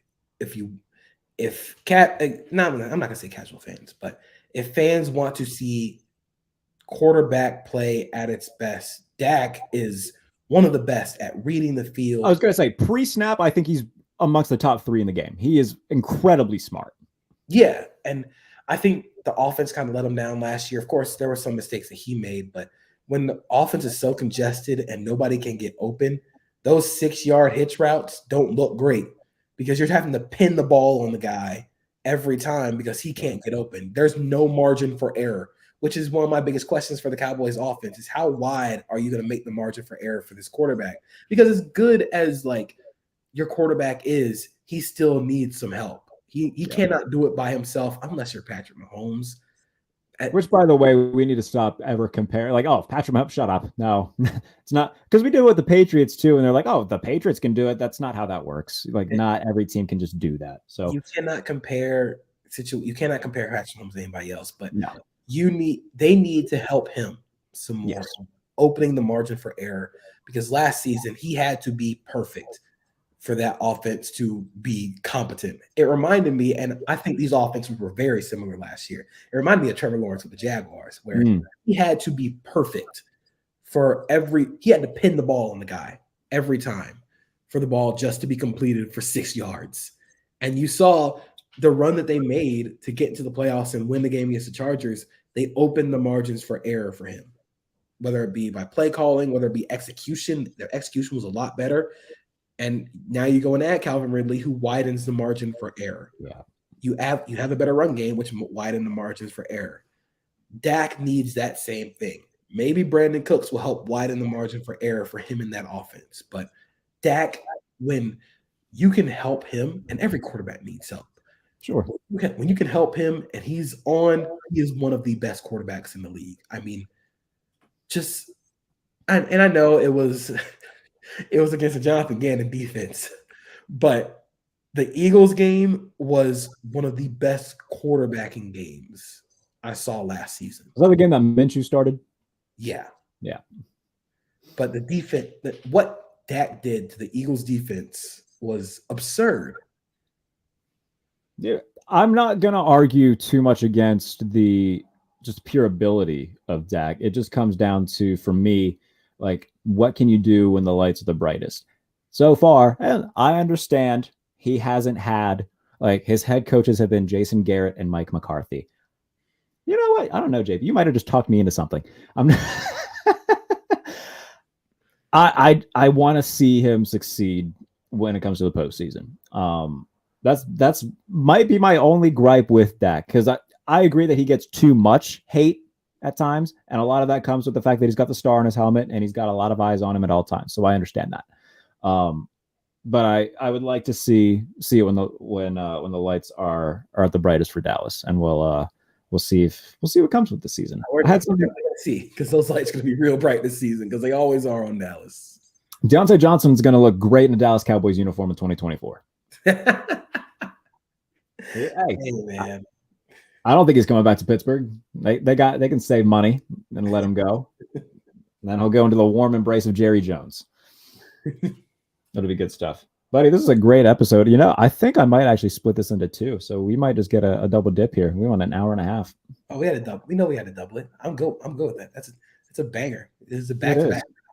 I think what we'll do is we'll separate draft video and like this whole little power rankings / quarterback discussion. We'll just make 2 pods out of it. It'd be a good time. Awesome. I always love talking to you, buddy. What have you got that people should read on SB Nation that is already out and or is coming?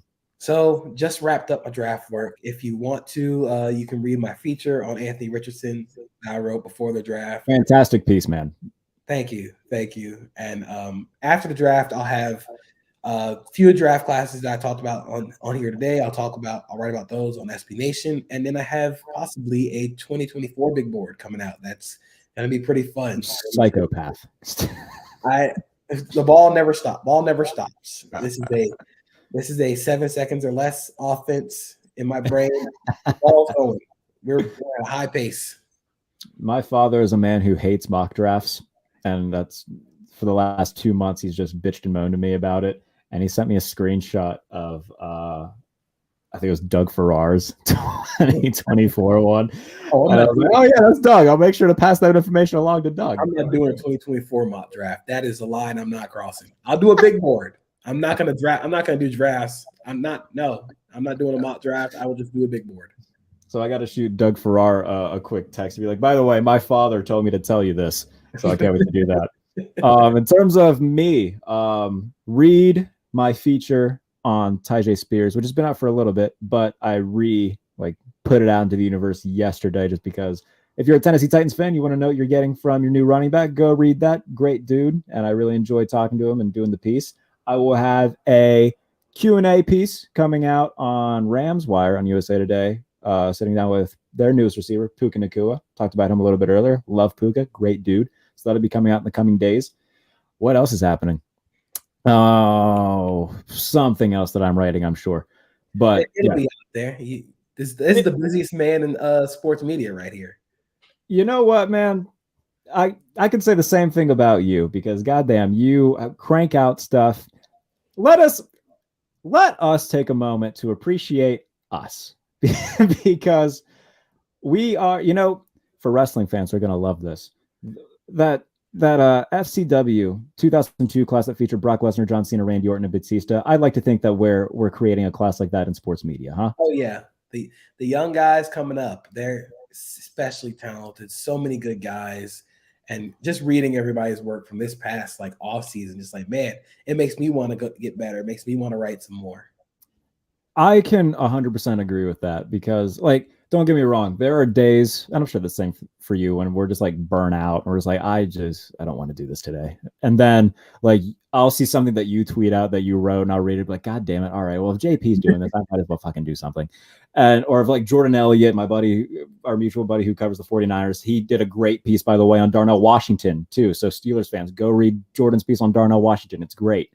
Like all of this, it pushes us, and it's so cool to be able to make these connections, and you and I become mutual friends. Jordan, just so many people who are talented being able to do this, man. It's a fun time of year, from like Mobile to the end of the draft, where all of us are just have multiple trips where we're congested in rooms together, writing and working.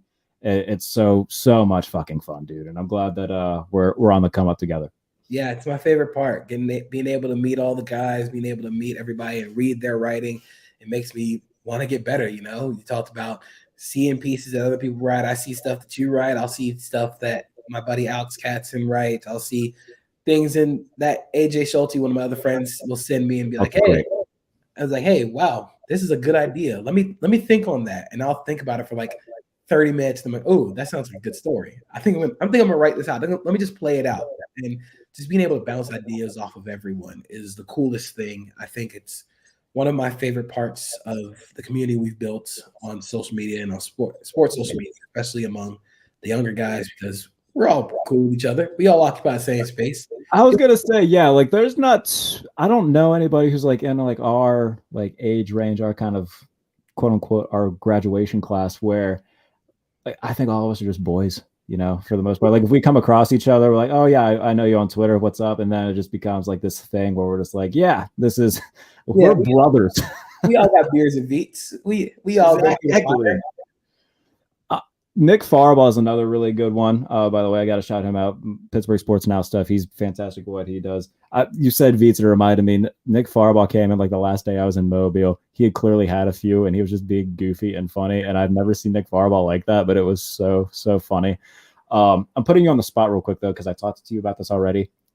I'm making an announcement too. Trivia Bowl is coming back, everybody. JP Acosta has never competed in a Trivia Bowl, and I want him to because I think it'd be really fun. What do you say, pal? I think I can make it work. Let's fucking go, JP Acosta. I think I'll have to check my schedule. That is rarely ever occupied by anything at all. I think I'll have some time. So the people I have confirmed for this, one, Thor Nystrom, because I've never had a Trivia Bowl without Thor, and he loves doing them, and it's so fun with Thor. If anybody knows Thor, speaking of hardworking men, a 500 player big board that he makes with comps every year. Incredible stuff from him at Fantasy Pros. Ben Raven from M Live on the Lions beat. He's a very seasoned vet of the Trivia Bowl. Eric Edholm has done a bunch. I'm trying to lock him in for Tuesday as well. So a lot of guys that it's just stupid fun trivia. I make a quiz, and a lot of it. You're a wrestling fan. Do you watch like a lot of wrestling YouTube? Yes. Do you watch Quizomania? Yeah. It's literally just that. Yeah, man. While my Twitter account was suspended for no reason, I spent my days watching old wrestling pay-per-views. Yeah, what happened there? I have no idea. They suspended me. They said I was trying to evade suspension. I think it was back from when I got hacked in like 2021. Tried to make a different account, then the hacker got that account suspended. Long story, but I was able to get my account back in like 2 days. Thanks. Shout out to Vox Media for helping me out with that. They were super helpful. But yeah, I just spent most of my days just watching old wrestling pay-per-views. I saw you tweeting about that, and it was like, oh man, that sounds like a good time. Yeah, man. I don't have a specific order. I'm just hopping around to matches I remember, and I'm like, oh, just watch the whole card. I think I finished yesterday. I finished Vengeance 2001. That was the Stone Cold versus Kurt Angle, and then Jericho versus The Rock for the undisputed title. Okay, and so yes. Jericho won the was the first undisputed champion. I think that was the card that I tweeted out. It was like, it was really funny because almost every match was tied around, hey, did you kiss Vince McMahon's ass? And I was like, you know what? This is real wrestling. This is real wrestling right here. Just every match is based on, hey, did you kiss your boss's ass? You know what? This rocks. All right, since we're on the topic of wrestling, what is your favorite wrestling match? Favorite wrestling match? Because I know mine. it'll probably always be this one for sentimental reasons. All right, so I'm gonna go with one I don't think you would an answer you don't think an answer you would probably wouldn't expect. Okay. Gunther versus Ilya Dragunov, NXT UK. I love that pick, JP Acosta. 2-minute match where they just beat the hell out of each other. You look at Ilya's chest after that match, it looks like ground beef. It is just brutal. Horrifying, but it was also awesome. Another one of my favorite matches, going over to Japan for this one, Hiroki Goto versus Katsuyori Shibata. Goto is a monster, man. Goto is my favorite New Japan wrestler ever. Really? Yes, he is. The never open weight title for a minute was passed between like Shingo, Ishii, and Goto and Shibata. They just beat the shit out of each other for like 30 minutes. And I'm like, hell yeah, man. That's my type of wrestler right there. I just want to see guys get chopped and slammed into submission. I'm like, you know what? This is awesome. So that's definitely one of them. Honestly, recently that Gunther Sheamus Drew match at Mania is one of my top 5 favorite matches I've ever watched. I love that match. Like Big E tweeted about it, and he's like, "Yeah, man, this is my favorite match ever." And I'm like, I did see that. I'm with you. I am very much like Big E. My favorite matches: big, meaty men slap meat. That's the type of match I want. I hope he comes back soon, man. Really do. I can't wait. I can't wait. I need the Bloodline New Day feud. It's always going to be there. It's like your mother's cooking. It'll always be there when you need it. Be there. You can run back. You can run New Day Usos every day, and I would watch it every day. I do not care. So in terms of the Walter matches, his match against Ilya Dragunov was really good. The match that he had against Ciampa was really good. Tyler Bate. Anything that Walter / Gunther has done in the past 5 years is gold. And I cannot wait until he is the world heavyweight champion. He won't be the first, but in the next year and a half, he will be wearing that belt. Oh, for sure. And I'm excited to see what he does. He's on Raw now, so we'll see what Imperium does there. In terms of my favorite match of all time, Armageddon 2008, triple threat for the WWE title, Edge, Triple H, Jeff Hardy. Jeff Hardy won his first WWE championship that night, and I cried like a baby. I was like 9. Oh, dude. Iconic. The shot that they had where Triple H hit a pedigree and was pinning Edge, and they don't show the turnbuckle or just that. Yes. My little ass exploded, and I was so happy. Every time they do it. Also, the steel cage match, Young Bucks, Lucha Brothers at All Out 2021. That is the best tag team match I've ever seen. It is. I could rewatch that once a month, and I would still just be thoroughly entertained. I love that match. What's another one? We talked about the Sheamus Walter Drew one. I'm trying to think if I have one out of left field that would phase you. During the Thunderdome era, Drew and Sheamus had a banger at the Royal Rumble. I think that was the match. I don't think it was Thunderdome, but it was on the same card as KO versus Roman. Okay. This was before Sammy got involved, but it was on that card. It was Falls Count Anywhere. They were like, I think Sheamus hit a white noise from the barricade through a table. Oh, and I'm like, oh yeah, man. Again, I have a certain type of match that I like to see. You're getting the theme of it now, but it's big dudes chopping and slamming each other. That's my type of wrestling. You're talking about New Japan. I didn't start really getting into going back and trying to find old, not old, in the past decade or so New Japan stuff until I started talking to Tempest. Tempest he's a big New Japan guy. And anytime I see his stuff pop up on Wrestle Talk, or anytime I'll occasionally DM him, we'll talk for a little bit. We'll talk about. I just love how much he loves New Japan wrestling. Last year in Pittsburgh, unannounced when AEW came, they're taping Dark. Fucking Minoru Suzuki comes out. Everybody goes bonkers, myself included, singing along to Kaze Niner. He beats the living hell out of QT Marshall for 5 minutes, walks away. And then that was the show that they announced Forbidden Door. So on Rampage, Adam Cole faced Tomohiro Ishii.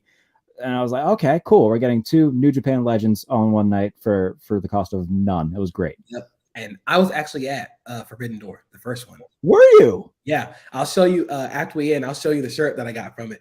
But I was at Forbidden Door. How far? That was in Chicago, wasn't it? That was in Chicago. I was at Northwestern at the time. So okay. my apartment was like 10 minutes from United Center. So You weren't not going to go to that. Yeah. I was like, of course I'm going to go to this. Like, there's no reason for me not to. So I just sat there.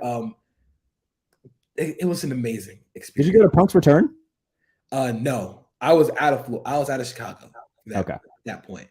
But another one, like it came up on my TikTok a few weeks ago, but watching Shibata versus Okada, where he tries to hit the Rainmaker and Shibata just slaps the shit out of him. I was like, oh my God. That's another one of my favorite matches. Shibata, just a monster, man. He's insane. The Will Ospreay Ricochet match, I think it was from WCPW. Where I think what you're talking about. There are a lot of viral clips from Ricochet versus Will Ospreay. Yeah. I'll tell you one that I recently saw with Will Ospreay. Him and Nick Wayne had a show at an independent, or had a match at an independent show. Can't remember the name of the indie, so whomever runs that indie, forgive me. Nick Wayne, man, I'm excited to see. He's 18 and just ungodly good. Yeah, I've heard so much about him. I haven't seen that match. I might have to go look it up on YouTube, but that's really definitely what my time doing. I just look up YouTube matches. I'll put in like a wrestler's name and just put in full match after, and I'll just go and like browse. I need to get a hold of the FTR Aussie Open match that took place at, I can't remember the name of that indie as well. It was overseas, I know that, but apparently that match was incredible. That was how I found a Chris Hero Tomohiro Ishii match. Oh God! And I was like, you're just gonna show me this? Of course, I gotta watch. Goodness gracious! Talk about a guy who WWE fumbled the bag with Chris Hero, turning him into Cassius Ohno. Yeah, man, the elbows just every time. It does not matter how he does it, but it just looks awesome every time. Who's your favorite wrestler right now? You can give me like 3 if you want. I know you're a Cena guy like all time, which is I think everybody has kind of been like, oh, okay, yeah, Cena's great. Favorite wrestler right now? I think without an order, Sheamus. Sheamus is always going to hold a place in my heart. 2012 Sheamus is one of my favorite wrestlers ever, specifically 2012, because this is when I got back into wrestling. So I watched when I was a kid. Then my cousin hit a frog splash on me, but it didn't land on my chest, landed on my knee. And my parents were like, yeah, you're never watching wrestling again. I was like, all right, word. And then when I got back into it when I was 12, and this is when Sheamus was like, this was Lobsterhead. Okay. The old theme song. And he was around bro kicking people. I vividly remember the segment where Sheamus and Big Show were out there with I think Booker T. He was the color commentator at the time. And they had a big little not big little, but they had a big you know those things they have in arcades where it measures how hard you hit? Yeah. They had one of those out there. And Sheamus measured if his bro kick would hit harder than Big Show's WMD. I don't know why I remember this so much, but it was a random thing to remember. A formative moment in my wrestling like childhood. 2012 Sheamus is one of my favorite wrestlers ever. That's hilarious. Now that he's on this run, love him even more. Gunther, one of my guys. Braun Breaker and Carmelo Hayes, both are. Braun Breaker, really? Braun Breaker's awesome. And again, this is a part of my niche part of wrestling. I just hate his name, man. I know. Braun Breaker, it sounds kind of funny, but dude can go in the ring. He also played football at Kennesaw State. Fun fact, I interviewed Braun Breaker before he was Braun Breaker. That's crazy. He was see, I remember him being the point man in the Kennesaw State triple option. That's how you know he was crazy. Any of this stuff he does now. That's the reason I interviewed him. It was right after the draft. He had signed with Baltimore, and being a big wrestling guy, I was like, oh, Rick Steiner's nephew? Hell yeah, I'll interview him. So I reached out to him. We did it. Nice little like 15, 20-minute spot. And then 2 years later, he's Braun Breaker, now going to be crazy stuff. Him and Melo are awesome. Those two of my favorites. And then if I had to go one more, it's difficult. You know what? I'm gonna go Penta. Penta's a fantastic choice. Just the coolest, man. He's just so cool. During Trivia Bowl, once it's done, ask Ben Raven about his wrestling stuff with Penta. Okay, I definitely will. I went to when AEW was first starting, I went to the first Fight from Fallen in Jacksonville, and that was the ladder match between the Lucha Bros and SCU. Yes, and that was awesome. My friends and I went to the Brody Lee tribute show. Oh, I bet that was something. When all the Dark Order came out, like for the main event, I was like, you know what, man, let me stop crying. And got me crying in the club. But yeah, man, those are a few of my favorite wrestlers right now. Obviously, you can tell there's a niche there. There is a niche there. I talked about it before, but if you hit hard and slam people down hard, you got a fan in me. I'm in. And Penta's not even that big. He just makes everything look like it hurts. And I'm like, oh yeah. Yes. I'm in. Like that arm breaker he does, where he just winds it back. I'm like, damn, they let you do this? All right, I'll give you a few of mine then. Well, Jeff Hardy's my favorite of all time. So I think there's a niche with me too. Maybe a little bit, because I don't know, Gunther's one of my guys too. Jamie Hayter. I love Jamie Hayter. Who else? Who else is like really big for me right now? MJF. I drink the MJF Kool-Aid hard. I love MJF, man. He is so damn good. He's really hit his stride with the Four Pillars. The Four Pillars feud. And by the way, I think it also shows just how badly they need MJF for these segments when they talk, because none of them are good at talking. Outside of MJF, Darby's the best talker. Yeah. Like Darby's not a great talker. He's not a bad talker. I think he's a very adequate talker. Jungle Boy and Sammy are not good talkers. I do not know why they keep including Sammy and stuff. I don't either. I'll tell you what, though. I think that there is a very clear new Four Pillars of AEW, and it's Ricky Starks, it's Orange Cassidy. Oh, there we go. Orange Cassidy. That's another one of my guys. I fucking love Orange Cassidy. It's so funny, dude. It's so weird because like he's had the same gimmick, quote unquote, but it's gone through a big evolution over the past like year and a half. Since Forbidden Door, when he wrestled Will Ospreay, like he's still like the goofy guy who comes out and quote unquote doesn't care, but he goes, and it's awesome. It kind of reminds me a little bit of when at the first All Out when Marty Scurll faced Kazuchika Okada, and everybody figured out that Marty Scurll can like wrestle a little bit. Going up against a big New Japan star. It was the same thing for Orange Cassidy against Will Ospreay. But yeah, I love Ricky Starks. I think Ricky Starks is the true fourth pillar of AEW instead of Sammy Guevara. I tell you what, man, I would take out Jungle Boy and I would put Orange Cassidy over Jungle Boy. I like Jungle Boy. I think he's a really good face. I don't think he can be a heel. He can never be a heel. He's a great face. And I think that's something that like I know it's very much in wrestling right now to be the cool anti-hero guy, but sometimes you just need just a really good baby face. A blue-eyed baby face. Yeah, that Jungle Boy's really good at doing that. Sure. He gets the crowd hyped. I think you need that among the Four Pillars. Ricky Starks is just so cool. Yeah, I was going to say, Ricky Starks is definitely one of my guys right now just because he's got it. He's great at talking. He's good in the ring. Effortlessly cool. Yes. That's what you need as a wrestler sometimes. It's just to be like cool without trying. Also, he's just fucking handsome, so that probably helps. He's just a good-looking dude. Who else do I like really enjoy right now? It's like I don't care about like the tribalism in wrestling, like with fandom. I watch more AEW, so it's going to be more AEW guys that come to mind. Apparently not, because I just can't. Orange Cassidy, yes. Darby, yes. Like there's a clear niche there, and I just love guys who will just sacrifice their bodies for no good reason. I'm a big Adam Cole guy. Love Adam Cole. Everything that he does is just really, aside from, I don't know, this Jericho stuff's kind of weird. I feel like this Jericho vortex that guys fall into I think it's time to have a discussion about Jericho. Like he does not need to be full time in AEW anymore. It's just not happening, man.